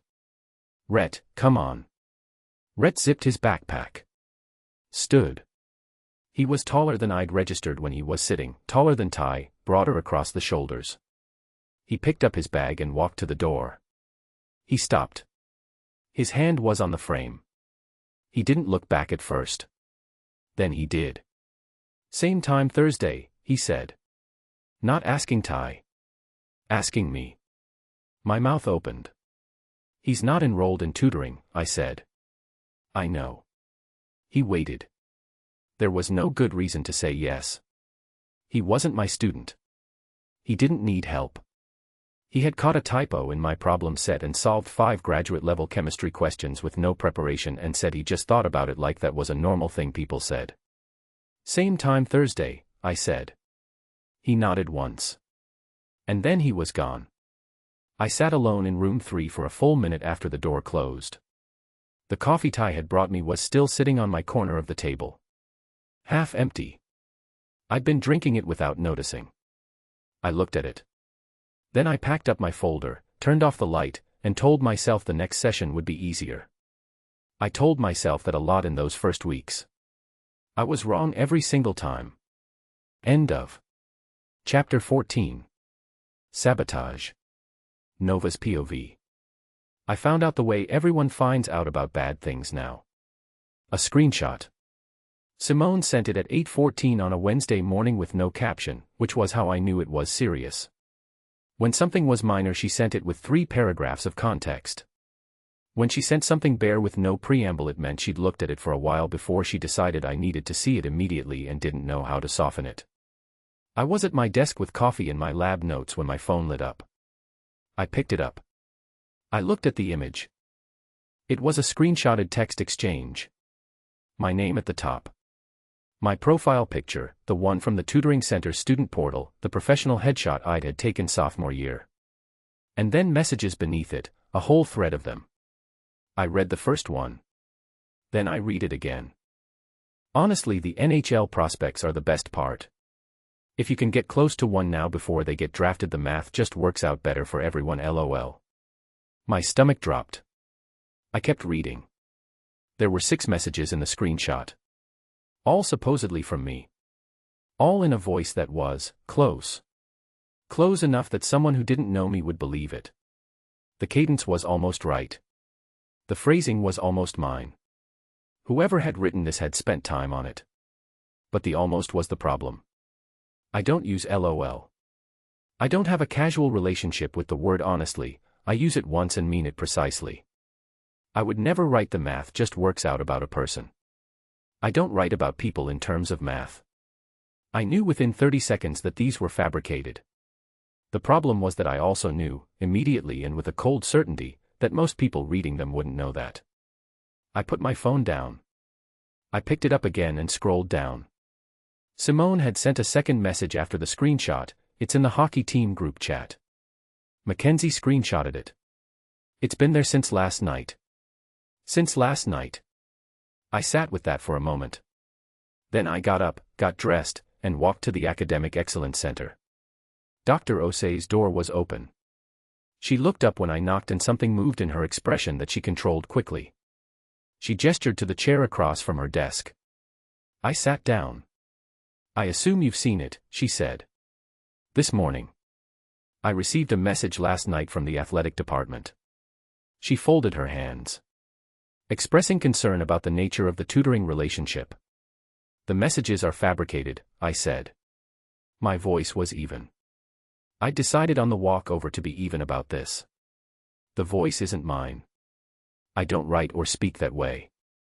Anyone who's spoken to me for 20 minutes would know that. I believe you, Nova. Then why do I feel like I'm sitting in this chair? She was quiet for a moment. Because I need to hear it from you directly. And because the athletic department has flagged a potential breach of tutoring center professional guidelines. She met my eyes. Regardless of whether the messages are real, there is now a question on record about the professional nature of your sessions with Ty Mercer. I need to be able to answer that question cleanly. The sessions have been entirely professional. Is there anything I should know about the relationship outside the sessions? I looked at her. She looked back. Not unkindly. Just with the specific patience of someone who needed the full answer. I thought about the coffee shop. The brown sugar oat latte and the cooking videos and the walk home in the snow.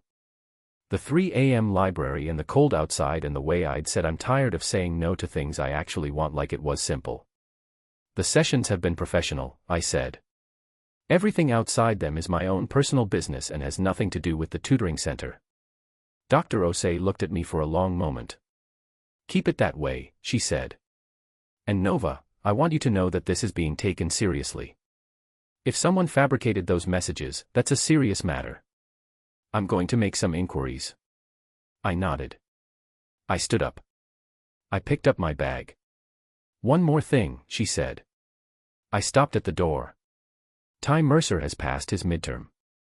78%. I looked back. I know the timing of this is terrible, she said. I wanted you to know anyway. I walked out of her office and down the hall and through the center's front door and stood on the step in the cold and allowed myself exactly 30 seconds to feel the full weight of what had just happened to my professional reputation at the only job I couldn't afford to lose. 30 seconds. Then I picked up my bag and started walking. I got 20 feet. Nova. I stopped. Ty was coming across the path from the direction of the athletic building. He was in practice gear still, jacket open, like he'd left quickly. He must have seen me go into the center and waited. He stopped in front of me. I don't believe it, he said. I looked at him. 4 seconds. 4 seconds between my face and his words. I counted them. I couldn't help counting them. It was the most specific and terrible 4 seconds of the last 2 months, and I had been paying close enough attention to him to know what 4 seconds of hesitation from Ty Mercer meant. It meant he'd seen the screenshot and his first impulse hadn't been immediate certainty. It meant he'd had to get there. You waited 4 seconds, I said. His jaw tightened. Nova. You looked at the screenshot and you had to think about it. I kept my voice flat. Not angry. Flat was the only thing I could hold onto right now. 4 seconds. That's not. It's fine, I said. I know the voice in those messages isn't mine. You should know it too. You've been in a room with me twice a week for 2 months. I picked up my bag strap. But you waited 4 seconds. He opened his mouth. He closed it. He couldn't argue because there was nothing to argue. He knew it and I knew it and the 4 seconds sat there between us like something that couldn't be taken back. I'm sorry, he said. I know. I looked at him. It doesn't change the 4 seconds. I walked back to my building. I sat on my bed and did not call my mother and did not text Simone and did not cry. I opened my lab notes. I stared at them. My phone lit up. Simone. Found something. Call me when you're alone. I called her. Okay, she said, and I could hear her choosing her words. I did some digging. Mackenzie has a wider screenshot, wider than the one that got shared. It shows who screenshotted it first and sent it into the team chat. Who? The original send is from an account I don't recognize. Burner, probably. But, a pause. There's a photo from last night. Group thing at the Delta House. Bridget Holt is in it. I waited. Mackenzie says the photo was posted at 11:40. The messages first appeared in the team chat at 11:53. 13 minutes. I sat with that. Nova, Simone said. She was there when it went out. I looked at my lab notes. The fluorescent light above my desk hummed. Okay, I said. Okay. That's it. Okay, I said again. I'll talk to you later. I hung up. I sat there for a long time, very still, with the lab notes open in front of me and Bridget Holt's perfectly timed smile sitting at the center of everything. I just don't want anyone to get hurt. She'd said it standing outside my building in January with her arms crossed and her perfect coat and her calculated warmth. She'd known exactly what she was doing. She'd done it anyway. End of Chapter 15. The Penalty Box. Nova's POV. I found her on Friday. Not accidentally. I tracked her schedule the way I tracked everything that needed solving, methodically, without panic, with the specific cold focus that had gotten me through every hard thing in my life. Bridget Holt had a Friday seminar in the Humanities building that let out at 2. I knew this because Simone knew this because Simone had spent 2 days quietly collecting information without my asking her to. I stood outside the Humanities building at 2 o'clock. She came out with 2 girls I didn't know, all 3 of them in that particular post-seminar state of mild relief and reaching for phones. She saw me from 6 feet away. Something happened in her eyes, fast, controlled, gone. Then the smile. "Nova," she said. "Warm." "Hey." The 2 girls peeled off, apparently sensing something they didn't want to be adjacent to. We were alone on the step within 10 seconds. I kept my voice low and even. "I know you sent the screenshots." She tilted her head. "I don't know what you're talking about. You were at the Delta house at 11:40. The messages hit the team chat at 11:53. I held her gaze. "You want to try again?" Something shifted in her face. Not guilt, Bridget didn't do guilt, I understood that now. More like she'd decided the performance was no longer necessary and was considering what to replace it with. She chose honesty. The cruel kind, the kind that wore honesty's face because it knew honesty was harder to fight. "You're not the first girl," she said. Her voice was calm. Almost gentle. "I want you to know I'm not saying that to hurt you. It's just true. Ty gets focused on someone and it's real while it's happening. He's not lying. He genuinely means it." She shifted her bag on her shoulder. "And then the season hits its real intensity. The draft conversations start. And he pulls back, not because he's a bad person but because hockey is the only thing that doesn't disappoint him." A beat. The girl is left trying to figure out what she did wrong. And the answer is nothing. She just wasn't the thing. "You've given this speech before," I said. She looked at me steadily. "Once. Sophomore year. To yourself." The smallest pause. "Yes." The air between us was cold and very still. "You could have just said that," I said. "The first time. Outside my building. You could have said he hurt me and it would have been true and I would have heard it. I kept my voice even. Instead you fabricated messages that put my job at risk. My financial aid is tied to that job, Bridget." Something moved across her face. Fast and genuine, the first real thing I'd seen there. "I didn't know that." "No," I said. "You didn't ask." She looked at me. For 1 second she was just a person standing on a step who had done something she'd told herself was strategic and was now facing the actual weight of it. "Then, where do you stand on all of this?" she said. I looked at her. "What? With Ty? With Rhett? Where do you actually stand?" I said nothing. "Because here's what I see from where I am," she said. "I see Ty falling for someone who's watching his best friend out of the corner of her eye. And I see Rhett." She stopped. "I've known Rhett for 2 years. He doesn't do anything without meaning it." Her voice shifted. Quieter. Not soft, just honest in a different register. "Whatever you're doing with both of them, figure out what it actually is before it costs something that doesn't grow back."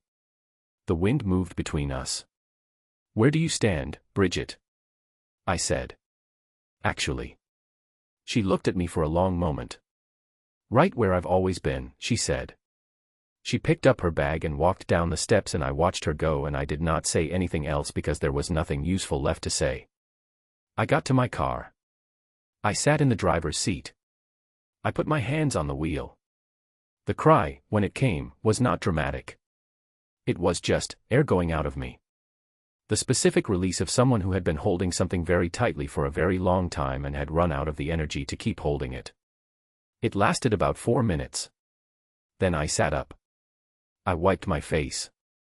I looked at myself in the rearview mirror for a long moment. I picked up my phone. I opened my messages. I found the tutoring center group thread and I typed out a message to Dr. Osei, carefully worded and professionally calibrated, requesting to shift my remaining sessions with Ty Mercer to written format through end of term. Then I found Ty's name. I typed, "I need some space from sessions for a bit. Everything is fine. I'll be in touch." Then Rhett's name. I stared at it for a long time. I didn't type anything. I put my phone down and started the car and sat with the heat running and thought about what Bridget had said. Not the first part, the last part. The part about Rhett, said quietly, like she meant it genuinely. Whatever you're doing with both of them, figure out what it actually is. I pulled out of the lot. 20 minutes later, in my room, I heard Simone's phone ring through the wall. Then her voice, low and quick. Then silence. She knocked on my door 30 seconds after that. "Rhett just called Bridget," she said. I looked up. "How do you know?" "Mackenzie. Bridget texted her right after." She held up her phone. The text from Mackenzie read, "Rhett Calloway just called Bridget." She picked up. She went white as a sheet and I have no idea what he said, but she sat down and didn't move for like 5 minutes after she hung up. I read it twice. 5 minutes. Bridget Holt, who had been composed through every single thing I'd watched her do. Who had stood on my building step with a calculated smile and sat across from me on that humanities step with controlled honesty. She sat down and didn't move for 5 minutes. I set Simone's phone down. I thought about what it meant that Rhett had made that call. What it meant that he'd found out what had happened, because someone had told him, or he'd seen it, or he'd simply known in the way he seemed to know things without being told, and his response had been immediate and direct and without asking me whether I wanted him to. 5 minutes. Whatever he said, it had taken 5 minutes to land it. I looked at the ceiling. I thought about the library window and the snow and walking away from it without looking back. I thought about what Bridget had said about Rhett and not doing anything without meaning it. I thought about the knee under the table at the coffee shop and the hand in the library and the energy drink sitting on my side of the table without a word of explanation. Figure out what it actually is. I didn't know yet. But I thought I was getting closer. End of Chapter 16. Fisher. Rhett's POV. I called Bridget on Thursday night. I'd known since Wednesday what she'd done. Marcus had forwarded me the screenshot with one line, "You should see this." I'd read it again, and sat with a particular cold clarity for about 45 minutes. I don't get angry fast. It's never been my way. I go still instead, and the stillness does the work, and by the time I'm ready to act I know exactly what I need to say. The call lasted 9 minutes. I'm not going to write out what I said. What I will say is that I was specific. I named what she had done and what it had risked, and I made sure she understood that I understood the timeline and that no version of it was deniable. I didn't raise my voice. I didn't threaten. I just laid it out cleanly, the way you laid out a defensive read. Here is what happened, here is what it cost, here is what happens if it happens again. She didn't say much. When I hung up I sat on my bed for a moment and then I got up and found Ty. He was in the kitchen. It was 10 o'clock, late enough that the house was quiet, the other guys in their rooms. He was making the same thing he always made when he was working through something, scrambled eggs and too much pepper, methodically, like the cooking was the thinking. I leaned on the counter across from him. He looked at me. He kept stirring the eggs. "I called Bridget," I said. His hand slowed on the pan. "Why?" "Because she sent those screenshots." Ty set the spatula down. He turned off the burner. He was quiet for a second. "You know that for sure?" "Yes." "How?" "The timeline and the source account. It's not deniable if you look at it clearly." He nodded slowly. He picked the spatula back up and moved the eggs onto a plate without really seeing what he was doing. Then he put the plate down and looked at me. "Is this because you have feelings for her?" he said. I had known this question was coming. I'd been sitting with it since the film room on Wednesday morning. I tried to figure out if there was a way to answer it that was honest without being what it was going to be. There wasn't. I didn't look away. Yes, I said. The kitchen was quiet. Ty's hands were flat on the counter. He was looking at them. The eggs sat on the plate between us getting cold and neither of us moved. 10 seconds. I counted. At 10 seconds he looked up. His face was, I didn't have a word for it. Not angry. Not wrecked. Something worse than either of those things, which was the particular look of a person doing rapid and painful arithmetic. How long, he said. Since the first session. He nodded. The nod of someone whose working theory has been confirmed. And he started. He stopped. He looked at the counter. I told you she was interesting. I came to you and I told you. I know. You sat there and you. I know. You let me, he stopped again.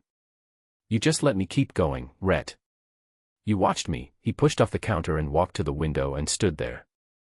His back was to me. You should have said something. 3 weeks ago, 4 weeks ago. Before, you should have said it. Yes, I said.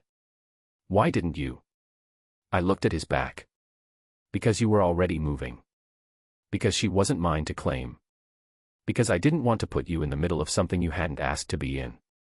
I paused. And because I was hoping I was wrong about what it was. Were you? No. He turned around. He looked at me for a long moment. Then he walked back to the counter. He picked up the plate and looked at the eggs. He put the plate back down without eating any of them. You let me, he said again. And then something shifted in his face and the sentence didn't come out right and he stopped trying to finish it. He walked out of the kitchen. I heard his footsteps on the stairs. His door. I stood in the kitchen for a long time. The next day we went to practice. We were professionals about it. That's the only word for it. 13 years of knowing each other's game meant the muscle memory was there regardless of what was happening off the ice. We ran the lines. We made the plays. We covered each other's positions by instinct so deep it bypassed conscious thought. From the outside it probably looked clean. From the inside it was the hardest practice I'd done in 3 years. 6 days passed. 6 days of parallel existence in the same house, same kitchen, same film room, same practice lines, without a single real word. Not fighting. Just the careful, awful silence of two people who knew each other too well to be able to pretend. On the 6th day coach pulled us both. He called us into his office after the afternoon skate and told us to sit. He looked at us both for a moment. I've been coaching for 19 years, he said. I know what two guys playing in a room while something's wrong looks like. I also know what it looks like when that room is on the ice. He put both hands on his desk. You play as a unit. You have played as a unit for 3 years. Whatever is happening off this ice, I don't need to know what it is. I need it resolved. His voice didn't change pitch once. You play as a unit or you don't play. That's not a threat. That's the reality of what you are to this team. He looked at each of us. Figure it out. We walked out of his office. In the hallway we stood side by side, both looking forward, and the silence between us had a different quality than it had for 6 days. Ty said, "You want to get food?" I said, "Yeah." We went and got food. We sat in a diner off campus and didn't talk about it for the first 20 minutes and then Ty said, "I knew. Before you told me. I just didn't want to know." I looked at my coffee. I sat in the car after the coffee thing with Nova, he said, and I looked at that photo from Vermont and I knew. "I'm sorry," I said. He looked at me. "Stop apologizing. I know you didn't do it at me." He turned his cup in his hands. "I just need," he stopped. "Time," he said. "I just need a little time." "Okay," I said. "You're still my best friend," he said. Flat. Like he needed to say it out loud to remind both of us. "I know," I said. "You're still mine." He nodded. He picked up his fork. He ate. I ate. We drove back to campus and walked back into the house, and it wasn't fixed. It wasn't fixed. But it was something, a crack of light under a door that had been completely dark for 6 days, and I was going to hold on to that until the door opened. Coach had said, "Figure it out." We were figuring it out. One diner booth at a time. End of Chapter 17. Nova in the dark. Nova's POV. I had been studying alone for 2 weeks.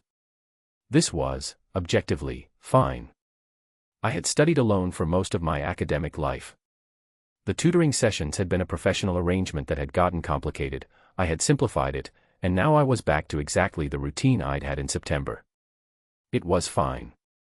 I told myself this approximately once per hour for 14 days. The coffee shop on Tuesday felt wrong in a way I couldn't fully explain because I'd been going there alone since freshman year.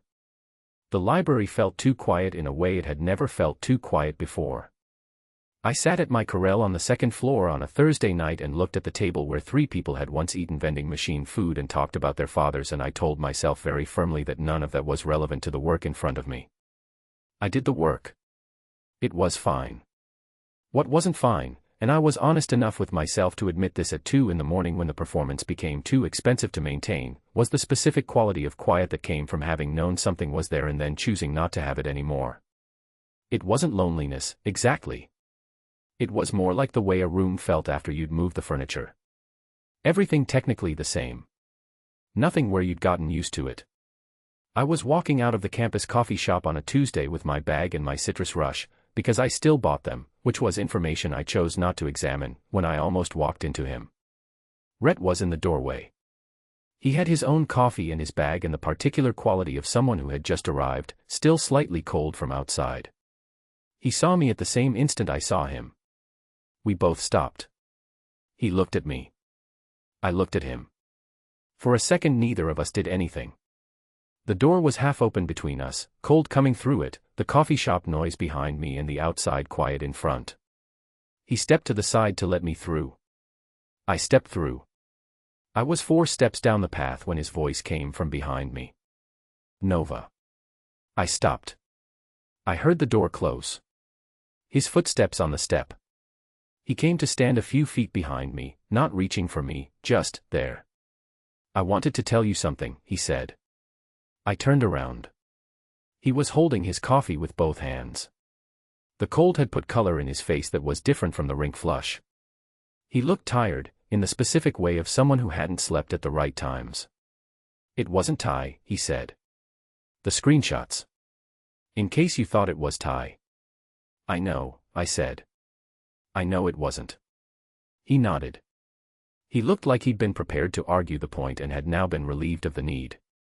He nodded again, once. "Okay. I figured it out," I said. "The same night." "Good." He shifted the coffee. I needed you to know." "Okay," I said. He nodded. He started to turn. "Rhett." He stopped. I looked at him in the cold winter light, standing outside a coffee shop on a Tuesday with everything between us sitting in the air unsaid. I thought about being careful. I'd been careful for 2 weeks. I'd been careful for 2 months. I'd been careful, in one way or another, since Marcus Webb broke something in me sophomore year of high school and I'd built rules around the scar. Careful hadn't kept me from feeling any of it. "Thank you," I said. "For the energy drink. The first one, the first time you left it for me." He was very still. "And for moving your chair in the library," I said. "When that guy was being loud." "You didn't ask.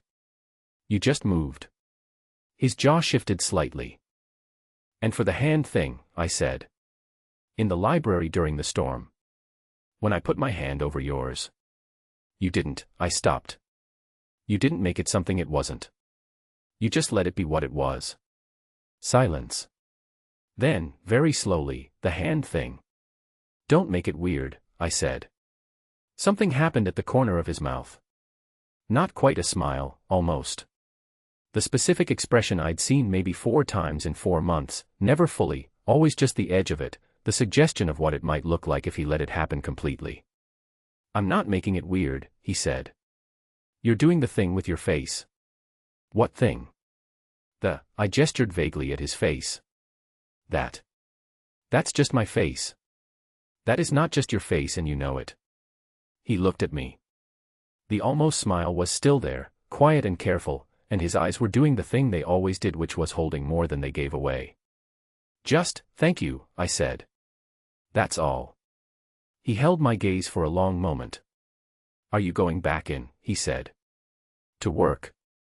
I was going to the library. The connection in here is better. I looked at the coffee shop door. I looked at him. He waited. Not impatiently. Not pushing. Just standing there with his coffee and his tired eyes and the almost smile that he still hadn't quite let land, giving me exactly the space I needed to make a real decision rather than a reactive one. I turned back toward the coffee shop. I pulled the door open. He came in behind me. We found a table, not the corner one, a different one, smaller, by the back wall. We sat down. I opened my laptop. He opened his. The coffee shop settled around us with its espresso sounds and its low music. After about 5 minutes, without looking up from his screen, he pushed his coffee cup slightly toward the center of the table. Not to me. Just toward the center. I looked at it. I looked at him. He was reading something on his laptop. I moved my own cup an inch toward the center. We worked for 2 hours. When I left at 9 o'clock I didn't say much and neither did he, but the silence was different. The silence was the old kind. The one that had its own particular warmth, the one I'd been missing for 2 weeks without fully naming what it was. I walked back to my building in the cold. I didn't tell myself it was fine. It actually was.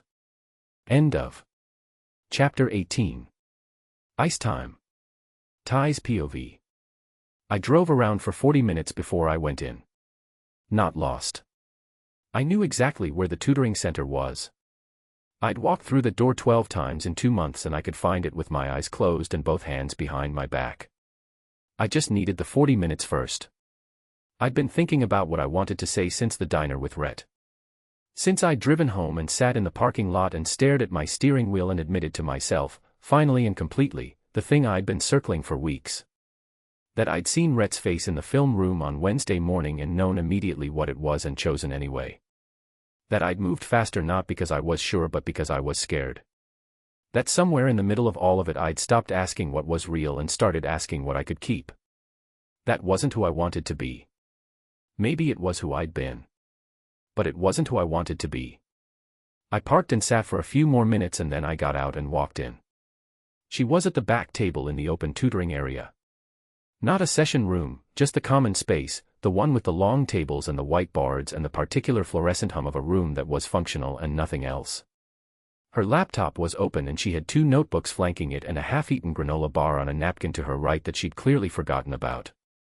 She looked up when I walked in. I watched her face do the calculation, what this was, whether to be guarded, whether I'd come for something professional. I was in regular clothes, no bag, nothing in my hands.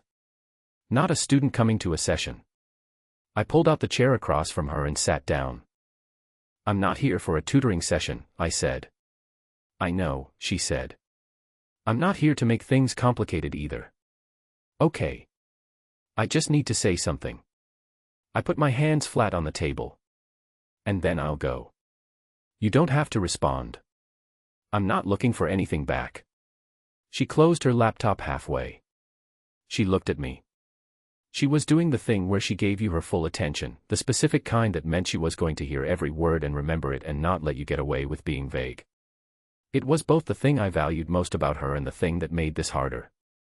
I know I messed up, I said. The 4 seconds. I know. I held her gaze. And I know, Rhett. I stopped. The name sat between us. I know about Rhett. I've known for longer than I admitted.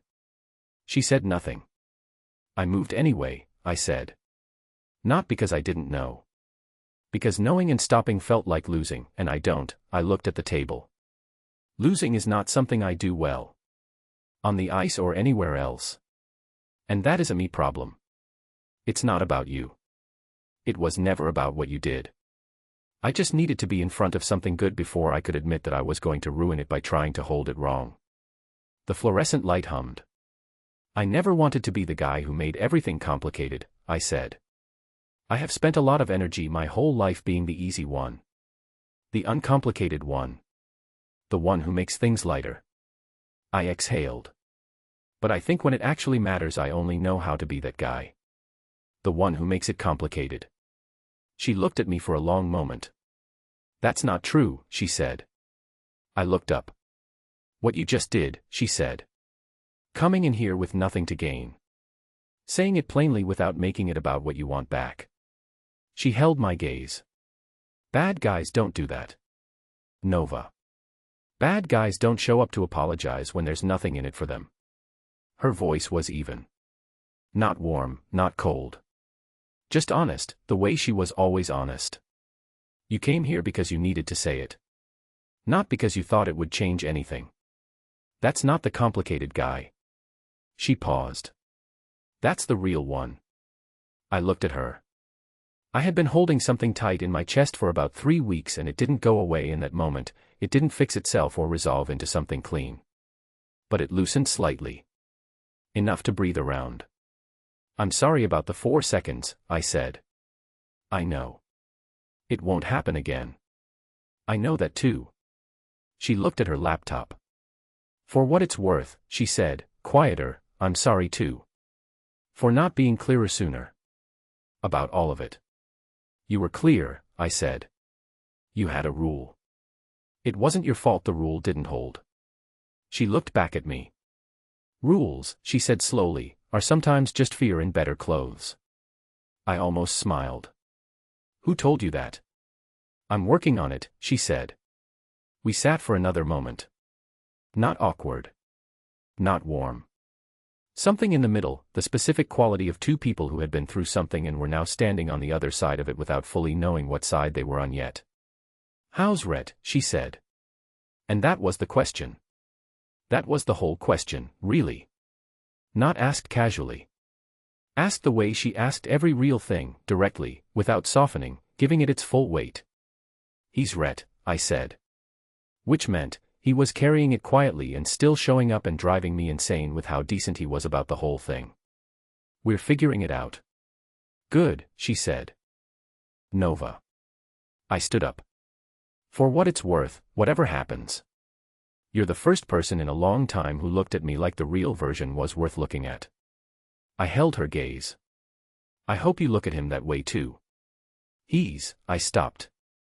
I looked for the right word and couldn't find one that was big enough without being too much. He means it. Everything he does. He means all of it. She was very still. I picked up my keys from the table. Ty, she said. I stopped. You're a good person, she said. Stop performing and you might actually believe that someday. I stood there for a second. Then I walked out. I got to my car. I sat in the driver's seat. I exhaled fully for what felt like the first time in 3 weeks and sat with the particular feeling of having done something right that cost something real. My phone lit up. Rhett. 3 words, we need to talk. I looked at the message for a moment. Then I typed back, equipment room. 1 hour. I started the car and sat with the heat running and the specific cold knowledge that the conversation I'd been building toward for 3 weeks, the real one, the one without edges or performance, was finally going to happen. I was ready. I thought. End of. Chapter 19. 13 years. Ty and Rhett, close third person. The equipment room after evening skate smelled like rubber and steel and the specific cold that never fully left the rink no matter what the temperature was outside. Ty got there first. He sat on a supply crate in the far corner and didn't turn the overhead lights on. The auxiliary strip along the baseboard was enough, low and blue-white, the kind of light that made the room look like the inside of something rather than the outside of it. He heard the main rink door open and close. Footsteps on the rubber mat. Then Rhett in the doorway, still in his practice gear, helmet in hand. He came in. He didn't turn the lights on either. He sat on the crate across from Ty and set his helmet on the ground and they looked at each other in the low light with 13 years of shared history sitting in the room between them like a third person. Neither of them spoke for a moment. I need to say something first, Ty said. Rhett waited. I knew. Ty looked at him. Before the kitchen. Before you told me. I knew for weeks and I chose not to know, which is different. He held Rhett's gaze. I saw you in the film room after the library night. I saw your face when I said last night happened. I knew what it was and I kept going anyway. He paused. Because I didn't want to stop. And because part of me, the worst part, figured if I got there first it wouldn't matter what you felt. Rhett was still. That was wrong, Ty said flatly. It was wrong and I knew it while I was doing it and I did it anyway. He put his hands on his knees. So before you say whatever you came here to say, I needed you to know that. Rhett looked at the floor for a moment. Then at Ty. I should have said something the day I knew, he said. First week. Maybe second. His voice was even but it had the quality of something being said carefully, each word set down like it had weight and he was making sure the ground could hold it. I told myself I was staying out of it. That she wasn't mine to have a claim on and it wasn't my place to put you in the middle. He paused. But that was only part of it. What was the other part? I was hoping it would pass. He said it simply. Without apology. I've wanted things before and waited and they passed. I thought this one would. He looked at his hands. It didn't pass. Ty was quiet for a moment. Neither of us were honest, he said. Rhett looked up. Me about what I knew. You about what you felt. We both made it easier on ourselves and harder on everyone else. Ty said it without accusation. Just as a fact, laid down next to the other facts. That's on both of us. The auxiliary light hummed. Yeah, Rhett said. Another silence. The rink beyond the wall made its particular sounds, the residual hum of the refrigeration system, the distant tick of the boards settling in the cold. They'd grown up with those sounds. Both of them. Different rinks, same sounds, the specific language of a place they'd each made themselves at home in before they'd known how to be at home anywhere else. I don't want her if it costs you, Rhett said. Ty looked at him. I mean that, Rhett said. Not as a, it's not a performance. I've thought about it a lot in the last 3 weeks and that's where I am. You are not something I'm willing to, he stopped. Started again. 13 years. That's not a thing I'm putting on a scale. Ty looked at him for a long moment. He thought about the photo from Vermont. 14 years old, soaking wet, Rhett's arm across his shoulders. He thought about every airport and every bus and every bad game and every good one and every 2 a.m. phone call and every silence that meant something specific and the way Rhett had driven 3 hours to return a library book because he didn't like owing things and had never once in 13 years made Ty feel like a debt. He thought about Nova saying, "You're a good person. Stop performing and you might actually believe that someday." He thought about what it meant to be a good person. Whether it looked like getting there first. Whether it looked like winning. I know, he said. That's the problem. Rhett waited. You're a better person than me, Ty said. I've known that since we were 14. You're quieter about it and you'd never say it and half the time I think you don't even know it. But I know. He held Rhett's gaze.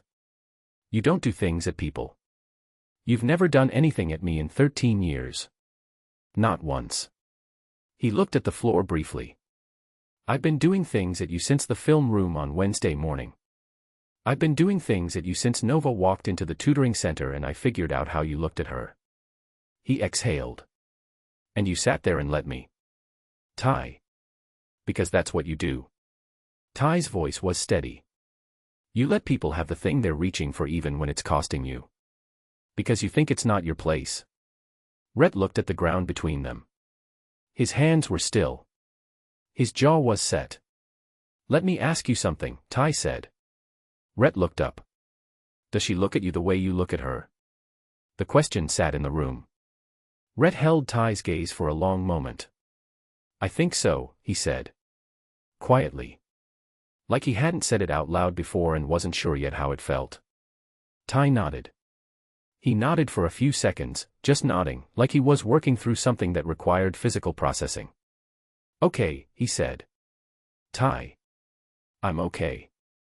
He said it in a way that meant he wasn't entirely okay yet, but he was going to be. The difference between those two things was specific, and Rhett knew it immediately. I'm not, it's not. It hurts. I'm not pretending it doesn't hurt. He met Rhett's eyes. But you're my best friend. You're going to be my best friend when this is over, and when the next thing happens, and when we're 40 and coaching minor league kids somewhere, and none of this is what it feels like right now. He paused. So. Rhett waited. So don't lose her being careful about me, Ty said. I'm not asking you to. I'm telling you not to.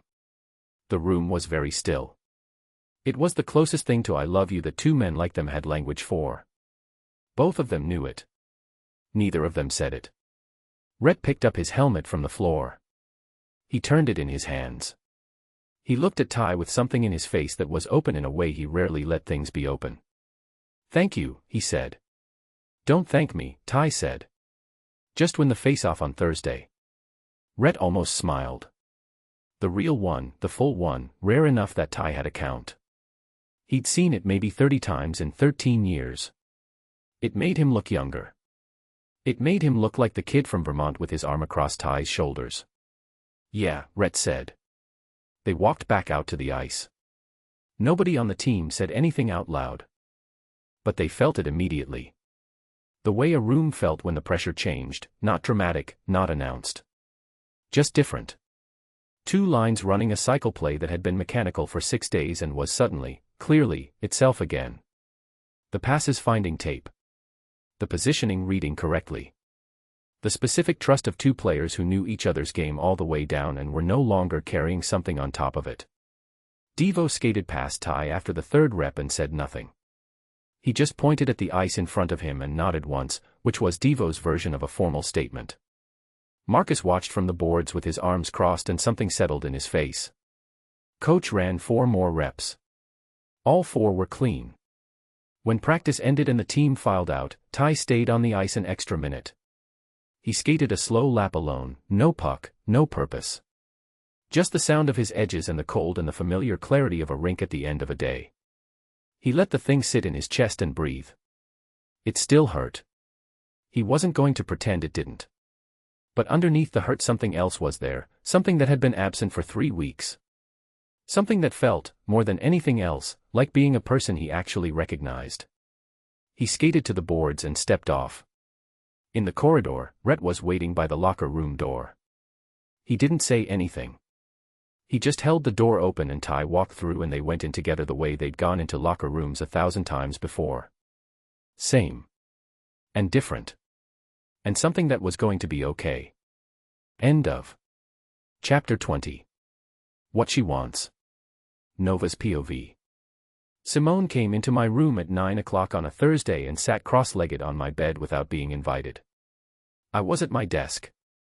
I had my Argo notes open in my laptop and the citrus rush I'd been buying every Tuesday and Thursday for 2 months. I was working. It was fine. No, I said, without turning around. I haven't said anything yet. You have the face. What face? The intervention face. I kept my eyes on my notes. The one where your mouth is doing the thing. I can hear it. You can hear my face. Simone. Nova. She shifted on the bed. Will you just turn around for a second? I turned around. She had her laptop open on her knees with what looked like a document on the screen. I looked at it. It was a list. An actual list. Bullet points. Organized. With dates. I stared at it. What is that? Evidence, she said. Evidence of what? The thing you know and won't say out loud. She turned the laptop toward me. I started writing it down 3 weeks ago when you were clearly losing your mind but refusing to acknowledge it. I needed an external record. I read the first bullet point. September 12th, Rhett Calloway attends tutoring session he is not enrolled in, sits at table end, corrects problem set typo unprompted. Simone. Keep reading. September 19th, RC photographs problem set before leaving, apparently reviews it independently, Ty confirms he did not ask him to do this. September 26th, RC appears in library on Tuesday and Thursday, positions himself near Nova's Corel without speaking to her, moves chair when loud student disrupts her focus. October 3rd, RC brings correct brand/flavor of energy drink to study group. Nova did not specify brand. He got the right one. Where did you get all of? You told me things, she said. And then you said they didn't mean anything and I wrote them down so that when you told me they didn't mean anything again I would have receipts. She scrolled down. October 14th, library snowstorm. RC says, I figured you'd be here, and directs the sentence at Nova specifically, not Ty, who is already present. Simone. October 14th, continued, Nova covers RC's hand during personal conversation. RC does not move hand. Nova does not move hand. Duration unclear but Ty observes this from across the table. She looked up at me. Ty told me that one. He said it lasted long enough that he had to look away. I put my Argo pen down. October 25th, coffee shop. RC sits beside Nova instead of across from her, despite open chair next to Ty. Under table knee contact. Duration, approximately 40 minutes. Neither party moves. It wasn't 40. Mackenzie was in the coffee shop. She clocked it. Simone held my gaze. November 2nd, Nova tells Rhett thank you for the energy drink, the chair, and the hand thing, in the middle of a public pavement, which is not a thing a person does unless they have been cataloging those moments. I said nothing. November 9th, Nova buys a citrus rush every Tuesday and Thursday. She paused. You've been doing that since October. Those are on sale. They are not on sale. I checked.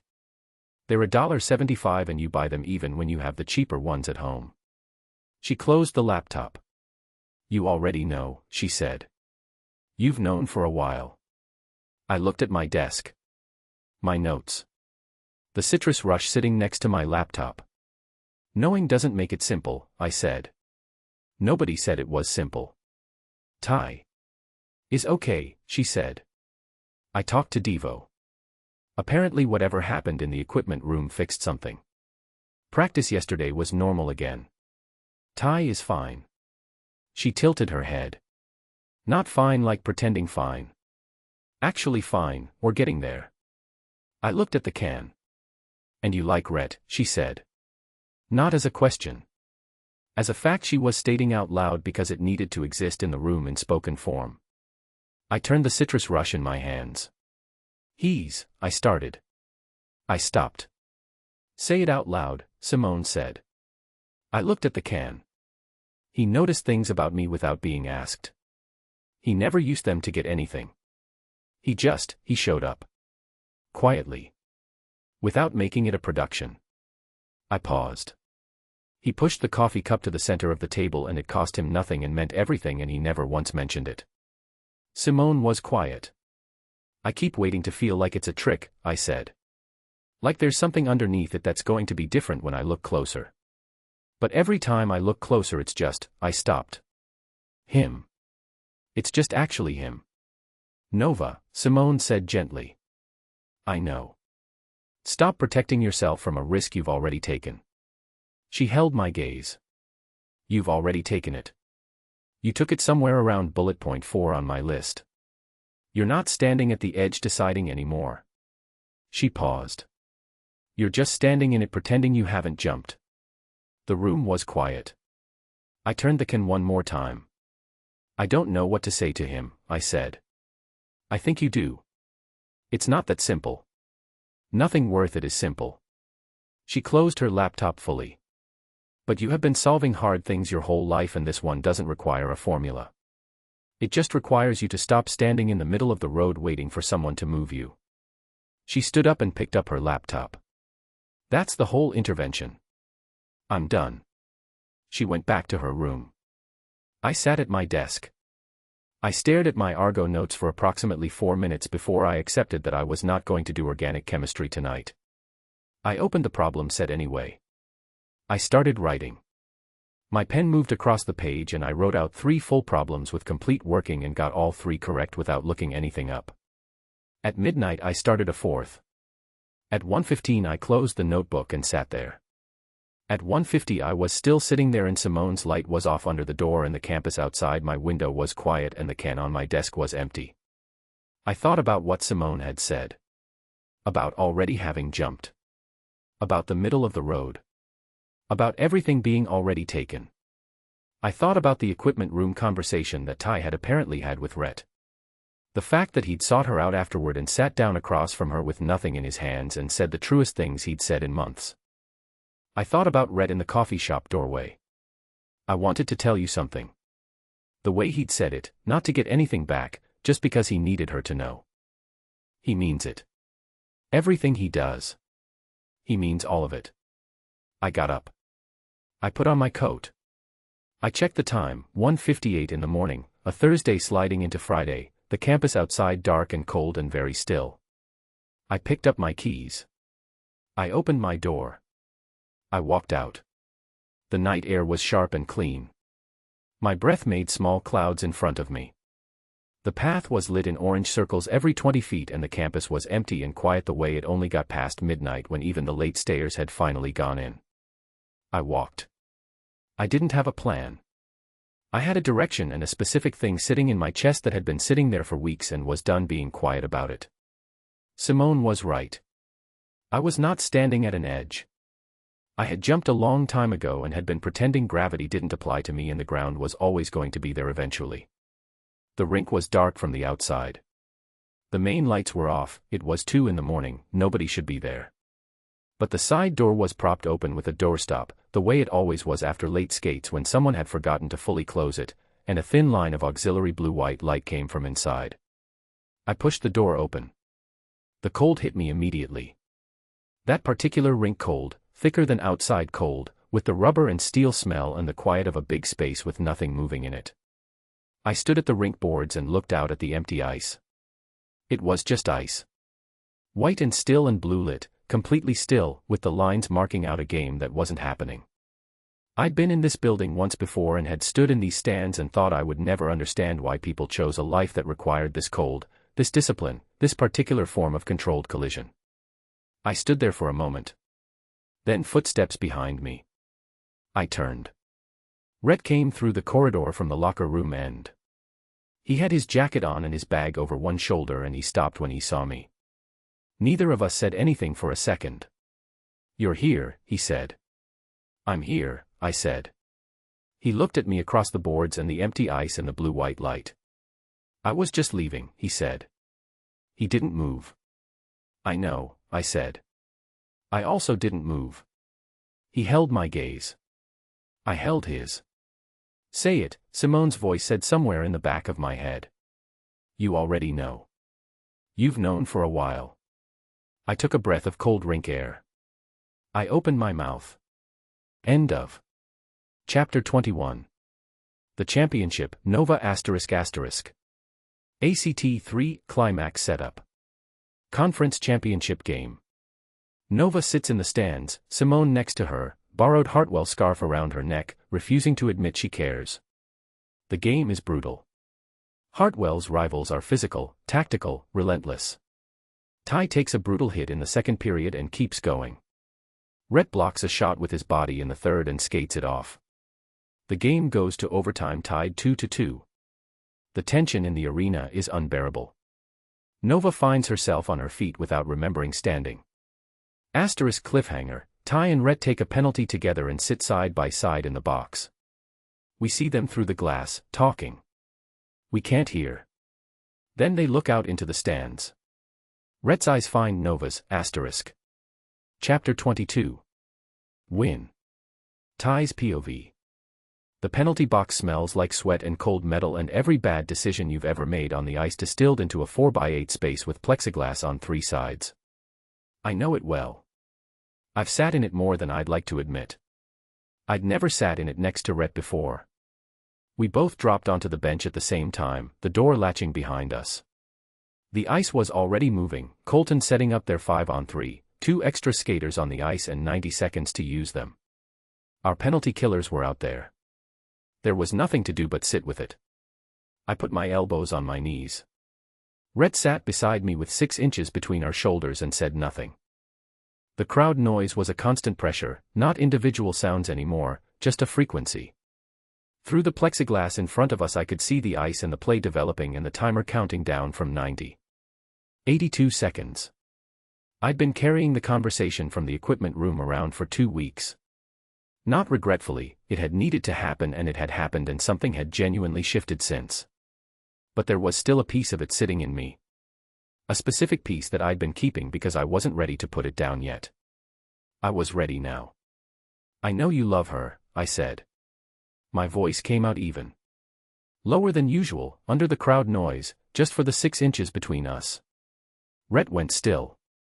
Ty. I'm not, I looked at the ice. I'm not starting something. I'm not picking a fight. I just needed to say it out loud. I paused. I've known it for a while and I've been carrying it around like if I said it out loud it would become a different thing. I looked at the timer. 67 seconds. It's not a different thing when you say it. It's just the same true thing with a voice. Rhett was quiet beside me. I know you love her, I said again. And I know I stopped. I thought about the rink at 2 in the morning and Nova standing at the boards in her coat. I thought about Simone texting me after, a single line, she went to the rink last night. I thought about what that meant, specifically, and I let myself feel the full weight of it for the last time. I know where that's going. The penalty killers cleared the puck. The crowd jumped. 51 seconds. Ty, Rhett said. Quiet. My name in his voice had the sound of something he was holding carefully. I love you more, I said. He went completely still. Then I wanted her. Then this feeling. Then the version of this story where I come out with what I wanted. I kept my eyes on the ice. You're 13 years. She's 3 months. And I'm not, that's not me making her small, she's not small. She's one of the realest people I've ever met. I exhaled. But you were there first. You've always been there first, even when I made you stand behind everything else. I looked at him. I'm not doing that anymore. He looked back at me. His face was, I'd seen a lot of Rhett's faces over 13 years. All the versions of his quiet. This one I'd never seen before. It was the one underneath all the other ones, the one he kept back behind everything else, and it looked like someone who had been carrying something heavy for a long time and had just been offered permission to put it down. We've got 40 seconds, I said. Go win the face-off. We'll figure it out after. Rhett looked at me for one more second. Then he looked at the ice. Then he looked up at the stands. I watched his eyes move once, directly, to a specific point 40 rows up. Held there for 2 seconds. I didn't look. I didn't need to. The buzzer sounded. The penalty box door opened. We went out. Rhett won the face-off. Clean. Fast. The puck back to the point before the Colton center had finished his follow-through. I was already moving, reading the ice, reading the Colton defense positioning, reading the gap that had been there since the second period and that I'd been waiting for someone to believe in enough to use. The puck came to me at the right point. 1 second to decide. I didn't shoot. I held it, one breath, the way you held it when you knew what was coming and needed the defense to commit first, and then I threaded it. Left side, low, through 2 sticks and a skate and into space that existed for exactly the half second I needed it to exist. Devo's stick was there. He didn't even have to redirect it. One clean shot, low blocker side, and the red light was on before the sound reached me. The arena erupted. It started at the ice level and moved upward through the building in a wave, 2,200 people going from held breath to pure noise in less than a second. It was the loudest thing I'd ever heard. It was the specific sound of something that has been suspended finally releasing. My teammates hit me from 3 sides at once. Devo's gloves were in my face. Marcus was yelling something I couldn't hear. The ice was full of blue and white and the horn was still going and everyone was moving. I let myself be moved by it for about 10 seconds. Then I did something I'd never done in a celebration before. I skated away from it. Not far. Just to center ice. Just to the red dot where every game started, where every face-off happened, where the whole rink radiated outward in all directions. I stopped there and I stood still for 3 seconds while the celebration happened around me. I took a breath. It was cold in my lungs. Clean. The ice under my skates was freshly cut from the overtime Zamboni, and it was the best surface I'd skated on all game, and I stood on it at center ice and let the 3 seconds happen. I had wanted her. That was real. It had been real from the first session, from the moment she'd looked at me like I was a problem worth solving, and somehow that had been the most appealing thing anyone had done in years. It was still real. Wanting things didn't stop being real just because you chose not to act on them. But I'd stood in the equipment room and watched Rhett's face when I'd asked him directly, "Does she look at you the way you look at her?" And he'd said, "I think so," in the voice of someone saying something for the first time that they'd been keeping for a long time. And I'd known. You didn't compete with that. Not if you were the person you wanted to be. You stepped back from it and you let the cost be real, and you breathed through it, and you chose your best friend over your want because that was the choice that you could live inside. It cost me. Right now, in this moment, at center ice with the championship horn still going, it cost me. I let it cost me. I stood there and I breathed and I let the thing be real, and then I let it settle. 3 seconds. Then Devo's arm was around my neck and he was saying something extremely undignified about how that pass had been the most beautiful thing he'd ever seen, and I laughed, genuinely, all the way through, and skated back into the celebration. The team was piling at the Hartwell end. I went. I let myself be part of it completely. I looked for Rhett first. He was at the edge of the pile, getting hit by 3 teammates simultaneously, and when our eyes met through the chaos he did the thing, the small nod. The private acknowledgement between 2 people who had stood in a penalty box 40 seconds ago and said true things. I nodded back. Then I looked up at the stands. Section 15, mid-level, center ice, where I'd seen Simone's bright yellow jacket from the ice 3 times during the game. The seat was empty. I scanned left. Right. The whole section. Nova wasn't there. I looked at the tunnel entrance to the right side of the ice. The one that led to the corridor outside the locker rooms. I looked back at Rhett, still in the celebration pile, one of our defensemen hanging off his shoulders. I smiled. I skated toward the celebration and didn't look at the tunnel again. She'd gone to the tunnel. Good. End of Chapter 23. Rhett. Nova's POV. The corridor outside the locker rooms was not built for waiting. It was a functional space, concrete floor, overhead fluorescents, the specific institutional echo of a building that was designed around purpose rather than comfort. There was a water fountain on one wall that I didn't use and a bulletin board with practice schedule printouts and a fire exit at the far end. I stood about 12 feet from the locker room door and I did not have a plan. I had made the decision. That was the thing I'd done, made the decision and put on my coat and walked out of the stands and found the correct tunnel and stood in the correct corridor, and now I was here with no script and no prepared statements and no color-coded notes. I had exactly what I had always had before I learned to protect myself behind systems and rules.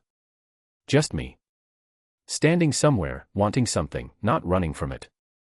The locker room was loud on the other side of the door, muffled voices, the particular noise of a team that had just won something they'd been building toward all season.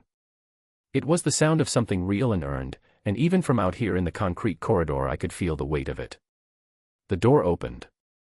Players came out in 1s and 2s, gear off or half off, already on their phones or looking for family. I stepped back against the wall to let them pass. A few looked at me briefly, a girl alone in the corridor, and kept moving. Then the door opened again. He came out still in his gear. Chest pads, shoulder pads, the full weight of it, with his helmet in one hand and his hair damp at the edges. He had a cut on his chin that hadn't been there before the third period, something from the board's collision, and his eyes were still carrying the particular focused light of a game that had just ended. He saw me immediately. He stopped. The door swung closed behind him. 2 teammates moved past him on either side without stopping, heading toward the main corridor, and then we were alone in this stretch of hallway with the fluorescents and the bulletin board and 12 feet between us. He looked at me. I looked at him. "You looked for me in the stands," I said. Something moved in his face. Quiet. Careful. "In the penalty box," I said. "You looked out at the stands and you found me. From 40 rows away in the middle of overtime." I held his gaze. You found me in about 2 seconds. Yes, he said. Just that. Not explaining it, not softening it. Just confirming the fact of it the way he confirmed every true thing, plainly, without needing it to be more or less than what it was. That's the problem, I said. He waited. You always look for me. I kept my voice even though even was costing me something right now. Since the first session. In the library. In the coffee shop. At 2 in the morning at these boards. I paused. I kept telling myself it didn't mean anything. That you were just attentive. That it was just how you were with people. I looked at him. But you don't do that with people. You do it with me. His jaw moved. It meant everything, he said. And there it was. The same voice he'd used to say it makes sense when I told him about my mother in the hospital window.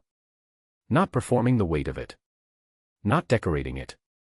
Just the direct truth, standing in the air between us like it had always been there and was simply now being acknowledged. I know, I said. I crossed the 12 feet. I didn't run it. I walked it, all 12 feet, and I was aware of every step and I did not talk myself out of a single one of them. He watched me come the entire way with the absolute stillness of a person who had been waiting for something for a long time and had taught himself not to reach for it. I stopped in front of him. He was still holding his helmet. His eyes were very steady on mine. The cut on his chin was small, it had already stopped bleeding. His chest pads were still on and he was still carrying the full cold of the rink and he was looking at me with everything he'd been keeping careful for 4 months right there on the surface of his face. Rhett, I said. Yeah, he said. Barely a sound. I'm done being careful about this. And then I kissed him. It was nothing like 3 in the morning in the library. That had been impulse, real impulse, genuine and immediate, but made at the edge of sleep and darkness and 3 a.m. logic when the rules felt distant and the decision felt temporary. It had been beautiful. I wasn't pretending it hadn't been beautiful. But it had been a thing that happened to me. This was a thing I did. There was a difference between those two things that I had spent 4 months learning. This was the difference. Standing in a concrete corridor under fluorescent lights with the smell of cold rink air on his gear and 12 feet of deliberate distance crossed on purpose and his face in my hands and him kissing me back the way he kissed me back. Careful. Completely. The way you held something you'd been holding carefully for a long time and were finally allowed to hold all the way. His helmet dropped somewhere. I heard it hit the floor and didn't care. His hands came up, one at my waist, one at the side of my face, and the steadiness of them was specific. Not tentative. Not searching. Like he already knew exactly where to be and had simply been waiting for permission to be there. I pulled back after a moment and looked at him. His eyes were open. The focused light from the game was still there, but underneath it something had loosened, the specific look of a person who had been holding a very particular kind of tension for a very long time and had just set it down. I went to the rink at 2 in the morning, I said. I know, he said. I stood at the boards in the dark for 10 minutes before I heard you coming. I know. His thumb moved slightly against my jaw. I saw you from the locker room corridor. I stood there for a minute before I came out. I looked at him. You were watching me from the corridor. Yes. For a minute. About a minute. Something came to the corner of his mouth. The almost smile, the one I'd been counting since September. I was trying to figure out what you were going to say. Did you? No, he said. I never can. Good, I said. I'm going to keep it that way. The almost smile became the real one. I had seen it maybe 5 times in 4 months. It changed his whole face, made him look younger and more open, and like every careful, contained, methodical thing about him was still there but had decided, just for this moment, to rest. I looked at it for a second. Then I heard footsteps from the main corridor behind us. I turned. Ty came around the corner from the direction of the team entrance, jacket on, bag over one shoulder, still slightly flushed from the game. He was looking at his phone and then he looked up and he stopped. He was maybe 20 feet away. He looked at us. At me. At Rhett's hand still at my waist and the 12 feet of floor we'd crossed and whatever was on both our faces. He looked at Rhett. Something passed between them, I watched it happen, that specific wordless exchange that two people had when they'd known each other long enough that entire conversations could move in the space of a glance. It lasted about 2 seconds. Then Ty nodded. Small. Private. The nod of someone who had made a decision weeks ago and was now watching it become real and had chosen to be the kind of person who could do that without flinching. He looked at me for 1 second. He almost smiled. Then he turned and walked the other way down the corridor, footsteps fading, until the sound of them was gone and there was just the fluorescence and the bulletin board and Rhett's hand at my waist and the particular, ordinary, extraordinary silence of a concrete hallway where something had just become true. I looked back at Rhett. He was looking at the empty corridor where Ty had been. He's okay, I said. I know, he said. And then, quieter, he will be. I looked at his profile, the steadiness of it, the cut on his chin, the game light still in his eyes. I thought about a chemistry tutor who had one rule. I thought about all the ways I'd tried to protect myself from the exact feeling currently occupying my chest and all the ways those attempts had been completely useless. I reached up and put my hand against his jaw, turning his face toward me. He looked at me. I'm glad I broke the rule, I said. His hand tightened slightly at my waist. Me too, he said. End of Chapter 24. Delayed. Nova plus Ty, alternating. Nova. Here is what nobody tells you about falling for a quiet person. The noise stops. Not the world's noise, that keeps going, lectures and lab reports in the dining hall and Simone's playlist bleeding through the wall at 11 p.m. All of that continues exactly as it was. But the noise inside your own head, the constant running argument between what you want and what you're allowing yourself to have, the mental energy of managing the distance, that goes quiet. It was the strangest thing. I'd lived with that noise for so long I'd stopped hearing it as noise. I thought it was just how my head worked. I thought everyone ran that same low-level debate between wanting and protecting. Then it stopped. And the silence was so specific and so clean that I stood in it for about 3 days before I understood what had changed. Rhett and I were not a dramatic love story. We didn't have a montage. We didn't have a grand public moment or a declaration witnessed by anyone other than a concrete corridor and one borrowed Hartwell scarf. We had Tuesday and Thursday study sessions that became Tuesday and Thursday evenings that became the particular rhythm of two people who found each other's company genuinely useful and genuinely wanted. He showed up at my door on a Wednesday with coffee he hadn't asked if I wanted. I opened the door and he was standing there with 2 cups in his bag and the expression of someone who was not going to explain themselves. I was in the building, he said. You live in athletic housing, I said. That's 15 minutes from here. I was in the building, he said again. I took the coffee. He came in and we sat at my desk and worked for 2 hours and argued for 20 minutes about whether the entropy argument for why ice melts was more elegant than the enthalpy argument, which was the kind of argument that only happened between 2 specific types of people, and I was not going to examine what it meant that we were both those types of people. Enthalpy is doing more of the work, he said. Entropy is doing the interesting work. Interesting isn't the same as more. In chemistry it frequently is. He looked at me with that steady look that meant he disagreed and was deciding whether to spend more words on it. You're wrong, he said. I'm not wrong. I'm emphasizing a different variable. That's a polite way of saying you're wrong. That is genuinely not what that means. He almost smiled. I pointed at his face. Don't do the thing, I said. I'm not doing anything. You're doing the thing where your face. This is just my face. Rhett. Nova. I looked at him across my desk with my coffee in my hand and entropy still technically unresolved between us and something sitting warm and specific in my chest that I had stopped arguing with approximately 8 days ago. He was just him. Completely, without effort. He didn't perform ease the way Ty did, didn't perform anything. He was just there, taking up exactly the space he needed, bringing coffee he'd carried 15 minutes without being asked, disagreeing with me about thermodynamics with the specific investment of someone who actually cared about the answer. It was the most ordinary thing. It was the most extraordinary thing that had ever happened to me. I called my mother on a Sunday. We talked about her week first, the clinic, the new scheduling system that was driving her department insane, the heating pipe that had been fixed and then immediately broken again. I told her about my lab report and the biochem seminar I'd been selected for in the spring.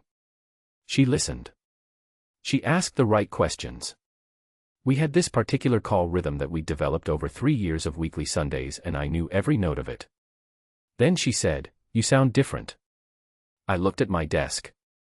The citrus rush. The coffee cup from Wednesday still sitting in the corner because I kept forgetting to throw it away and had started to suspect I wasn't forgetting. "Different how?" I said.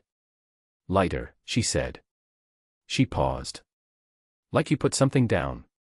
I thought about rules. I thought about the list of reasons and the systems and the careful, disciplined management of wanting things. I thought about standing in a library corridor at 2 in the morning and looking at a scarf on my own neck in a bathroom mirror and finally, fully, stopping the argument. "I'm okay, Mom," I said. She waited. "I'm actually okay," I said. "Not performing okay. Not managing okay." I looked at the coffee cup. "Actually." A beat of silence. "Tell me," she said. So I did.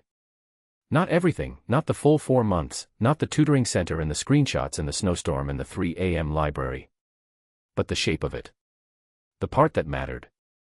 The part about a quiet person who showed up with coffee and argued about entropy and looked for her from 40 rows away in 2 seconds without trying. My mother listened the whole way through without interrupting. When I finished, she said, "He sounds steady." "He is," I said. "Steady is underrated," she said. "Steady is what holds." I said nothing for a second. "Mom." "Yeah. I think I've been afraid of steady," I said. "Because steady means it's real. And if it's real, it can go wrong, and if it goes wrong, Nova." Her voice was gentle and clear and had the quality of someone who had sat on the wrong side of a hospital window and understood exactly what her daughter was carrying and why. Everything real can go wrong. That's not a reason not to have it. A pause. It's a reason to choose it carefully. Another pause. You chose carefully. I sat with that. "I did," I said. "Good," she said. "Now tell me about the biochem seminar." I told her about the biochem seminar. We stayed on the phone for another 40 minutes. After I hung up, I sat at my desk and looked at the coffee cup and thought about how many years I had spent trying to protect myself from the exact feeling currently occupying my chest, as if that feeling were something to be survived rather than something to be lived inside. I thought about my mother saying, "Steady is what holds."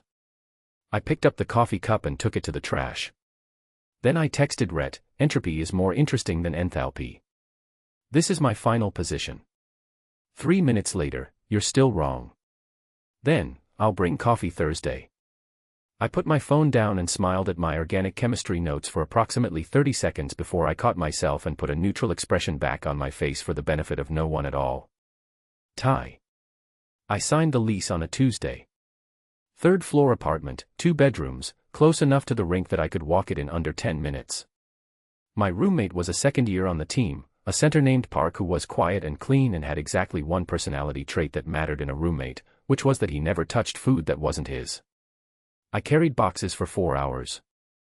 I put up the same 3 things I always put up in every room I'd lived in: the photo from Vermont, a dry erase board for plays, a hook by the door for my keys because I lost my keys constantly and that was a fixed variable I'd accepted about myself. Then I sat on the floor of the empty second bedroom with my back against the wall and my knees up, and I breathed. Not dramatically. Not a breakdown. Just breathing. The thing about choosing the right thing was that it didn't stop hurting immediately. Anyone who told you otherwise was lying or had never actually chosen anything that cost something real. The hurt was real. I let it be real. I gave it the space it needed without letting it become the whole story. Then I got up and finished unpacking. The draft prep started in earnest the week after the championship. My agent had been patient through the season. He'd told me at the start of the year that the scouts would be watching, that the academic probation situation had put a flag on my profile that I needed to remove, and that the most important thing I could do was play clean hockey and stay available. I'd done that. Finally. What I noticed, starting in the second week of February, was that the work felt different. Not easier, harder, actually, because I was pushing further than I had in months. But cleaner. I was in the film room because I wanted to understand something, not because I was avoiding something else. I was at extra skates because the detail work genuinely interested me, not because staying busy was easier than being still. I had a session with the skating coach on a Thursday morning and she stopped me mid-drill and said, "What changed?" I looked at her. "Your edges," she said. "Your posture. You're not carrying something in your left side the way you were in December." "Shoulders healed," I said. She looked at me steadily. "That's not what I meant." I thought about it. "I stopped trying to win something that wasn't mine to win," I said. She considered this. "Good," she said. "Run it again." I ran it again. It was the best edge work I'd done in 2 years. Rhett texted me on a Wednesday night. Just a photo, him and Nova at what appeared to be the campus coffee shop, her highlighter in his hand, him using it incorrectly on what looked like a mechanic's diagram while she watched with an expression of pained professional resignation. No caption. I looked at it for a moment. The thing about knowing someone for 13 years was that you knew their particular language. Rhett didn't send photos. He didn't document things. He lived inside experiences without needing to record them. The fact that he'd taken this one, and sent it specifically to me, without explanation, that was the whole sentence. That was him saying, "I'm okay. She's okay. This is real. Thank you." I typed back, "Your highlighter technique is embarrassing." He replied, "She said the same thing." Then, "She's fine, by the way. In case you were wondering." I smiled at my phone. I was wondering. Of course I was wondering. I was always going to wonder, in the specific way you wondered about someone you had genuine feelings for that were now permanently reorganized into something different, not less, just different. The shape of a feeling changed when you stopped trying to make it into something it couldn't be. I texted back, "I know. You're good for her." 3 minutes passed. Then, "Yeah." Not arguing it. Not deflecting. Just, "Yeah." Rhett accepting a true thing without running from it. I put my phone down and went back to the draft tape I'd been watching.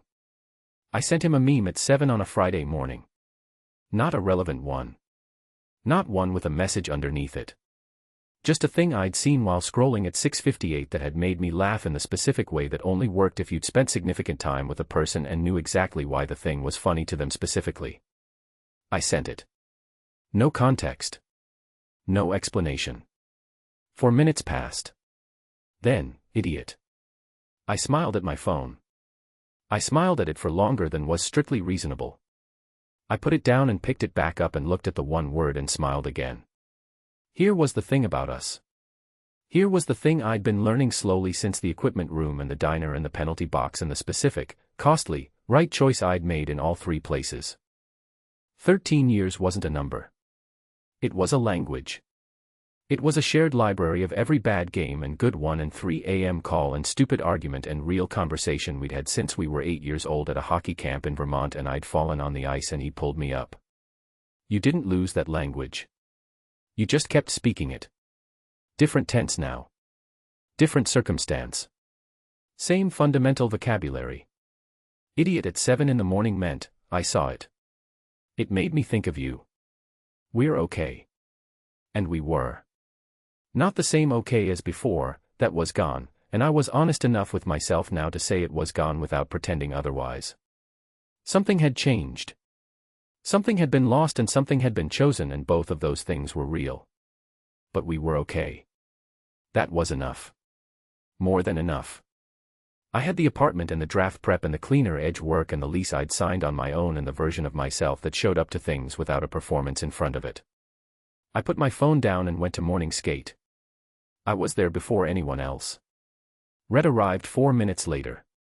We didn't say anything. We got on the ice. We ran the cycle plays that had been mechanical for 6 days in November and were themselves again, easy and instinctive, the muscle memory of 2 people who had figured out a long time ago how to move around each other without looking. At the end of skate he came off the ice beside me and we walked to the locker room in the particular silence that had been ours since Vermont. The comfortable kind. The kind that didn't need anything from either of us. The kind that held. Nova. The last official tutoring session with Ty was a Thursday in March. His grade was an 81 going into the final exam. Not spectacular. Not what I would have gotten. But solid, real, genuinely his, built over 12 weeks of sessions and take-home sets and the occasional heated argument about whether his exam strategy was fundamentally sound or fundamentally reckless. It was fundamentally reckless. He got it right anyway. I set up room 3 the same way I'd set it up in January. Textbook, notes, problem set, spare pencil.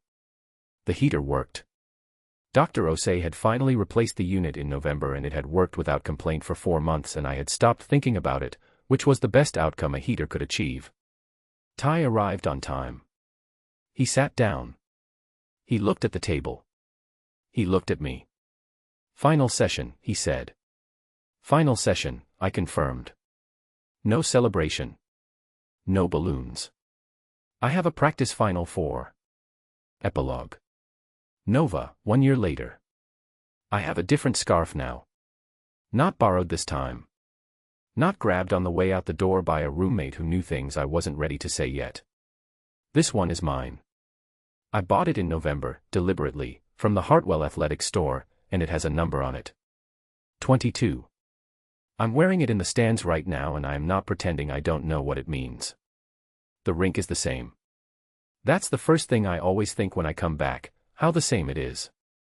Same cold, same rubber and steel smell, same refrigeration hum beneath everything.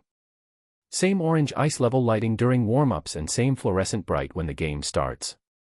Same crowd noise that stops being individual sound and becomes a frequency you feel in your chest. I know it better now. I know what the sounds mean. I know what a clean hit sounds like versus a dirty one, which Edge's skate uses for a hard stop, why the penalty box has plexiglass on 3 sides. I know what overtime means for the people watching and I know what it means for the people on the ice and I know the difference between those two things in a way I didn't a year ago. Simone is next to me with her own coffee. She bought my scarf. I came home in November and found it on my desk with no note, which was Simone's version of a formal statement.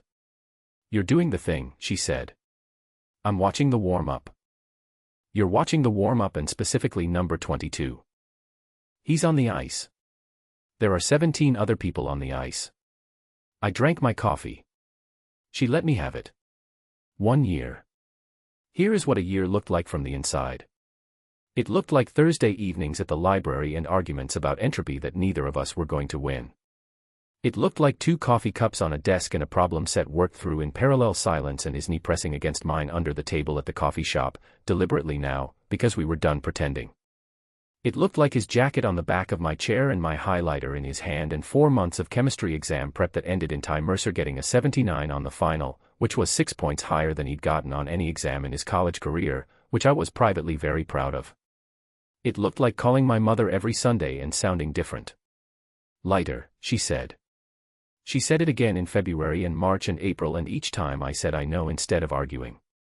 It looked like Rhett on a Sunday morning finding the one coffee place in a 10-minute radius that opened at 6:30 and bringing back 2 cups without asking because I had exactly one standing Sunday obligation and it was the 8 a.m. Argo review session I'd picked up in spring semester and the coffee was not optional.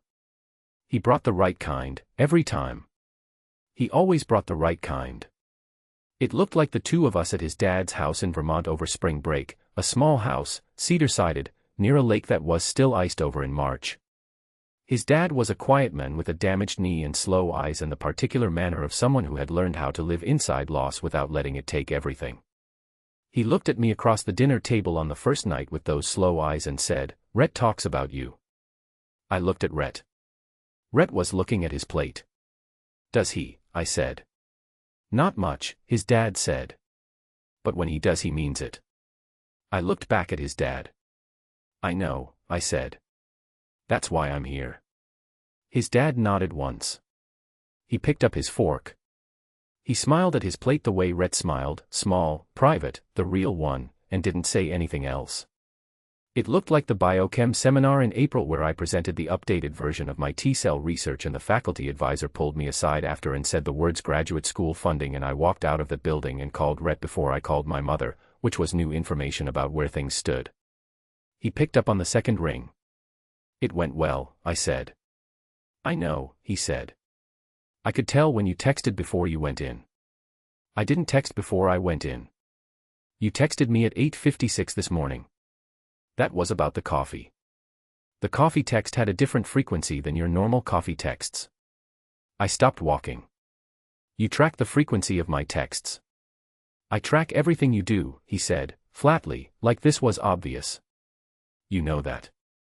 I stood on the campus path in the April sun and thought about buffer solutions and the rate-determining step and all the ways things had been true before I was ready to say they were true. I'm going to get the funding, I said. I know, he said. You can't know that. I know you, he said. It's the same thing.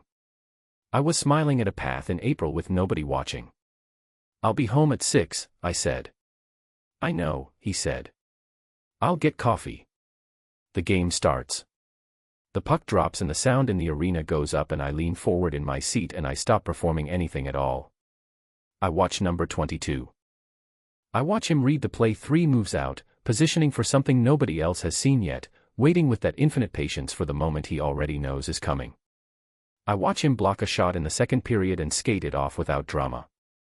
I watch him win 3 faceoffs in a row in the third with the clean mechanical efficiency of someone who has done this 10,000 times and has simply gotten better each time. I watch him and I think about how I got here. I got here because I had one rule and I kept it for 2 years and I was right to keep it and also wrong about what it was protecting me from. I thought it was protecting me from pain. It was protecting me from something else, from the specific vulnerability of being known. Of letting someone see the real version and having nowhere to hide if they didn't want it. Rhett wanted it. Not the managed version. Not the version that showed up to sessions with rules pre-established and distance pre-calculated. The version that told a story about a flooded kitchen and a research paper and ice cubes in a glass. The version that argued about entropy and forgot to throw away coffee cups and went to the rink at 2 in the morning without a plan. He wanted that version so consistently and so quietly and without ever asking for anything in return that I'd run out of reasons not to believe him. The buzzer sounds. Hartwell wins. The arena goes up around me and Simone grabs my arm and I am already moving, already standing, already reaching for my bag, already heading for the aisle because I know the way now. I know exactly which tunnel and which corridor and which door that opens into the concrete hallway with the fluorescents and the bulletin board. I know his pace. I know how long it takes. I'm in the corridor before he comes through the door.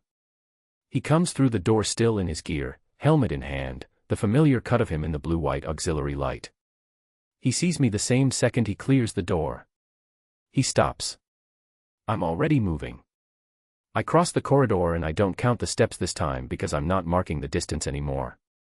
I'm just here, standing in front of him, and he's looking at me the way he's looked at me since a chemistry tutoring session in September when I caught him reading a problem set upside down before he'd sat down properly.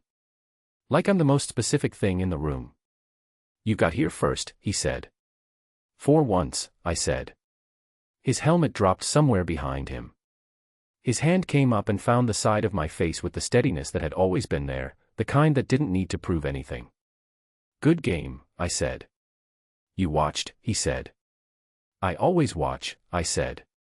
He kissed me. Clean and warm and certain, the way everything he did was certain, the way everything good in my life had arrived, not as a grand announcement but as a small, consistent, accumulated proof that something real was happening and had been happening for longer than I'd admitted. When I pulled back he was looking at me in that specific way. Ready, he said. I looked at him. I thought about my mother saying steady is what holds. I thought about a tutoring center in January and 3 rules and a color-coded notebook and a girl who had built her whole personality around not needing anything she couldn't control. I thought about how wrong that girl had been. How gloriously, specifically, completely wrong. Yeah, I said. Let's go. He took my hand. I had exactly 1 rule. I broke it so completely I can't find the pieces. I looked for them for a while, in the early weeks, in the careful distance I'd tried to maintain, in the sessions and the problem sets and the professional calibration I'd wrapped around the whole thing. The pieces weren't there. Because the rule hadn't shattered. It had dissolved. The way some things dissolved when something more real came along, not destroyed, just rendered unnecessary. Made irrelevant by the actual thing replacing it. I'd built the rule out of pain. Out of the specific pain of being someone's convenience and not knowing it until it was too late to protect yourself from it. The rule had made sense. It had kept me safe for 2 years, and I'm not going to pretend it was wrong to have it. But rules were fear in better clothes. I'd said that myself, back in March, in room 3, to a hockey player who had just told me the truest thing he'd said in years. Some rules were just fear with better posture. Some rules deserve to be broken. I broke mine with a problem set and an energy drink in a hand in the dark in a library during a snowstorm and a corridor with fluorescent lights and 40 rows of distance crossed in 2 seconds because he always looked for me and I always knew it, and I finally stopped pretending I didn't want to be found. I broke it completely. I broke it perfectly. End of. Author's note. Dear reader, thank you for spending your time with this story. When I first imagined these characters, I wanted to write about people who understand pressure, the kind that comes from the outside, from family, from expectations, and what happens when the walls they've built start cracking open. This story is about the courage it takes to be seen. Not the curated version. The real one. The messy, imperfect, terrified one. I hope that resonated with you. If this book made you feel something, I'd be grateful if you left a review. Reviews help readers find stories like this, and every one means the world to me. With gratitude. Gemma Lockhart. Acknowledgements. Every book begins with a quiet question. I'm grateful to everyone who helped me find the answer. To my readers, you took a chance on this story, and I couldn't be more thankful. Your messages, your reviews, your enthusiasm, they fuel every late-night writing session. To anyone who has ever built something from nothing, a career, a relationship, a second chance, this one's for you. And to the cold coffee that got me through every draft, you were terrible, and I wouldn't change a thing. About the author. Gemma Lockhart writes emotionally charged contemporary romance that lives in the space between heartbreak and hope. She believes the best love stories start with two people who are certain they want nothing to do with each other. When not writing, she can be found drinking coffee that went cold hours ago and arguing about sports with strangers on the internet. She lives with 2 cats who judge her word count daily.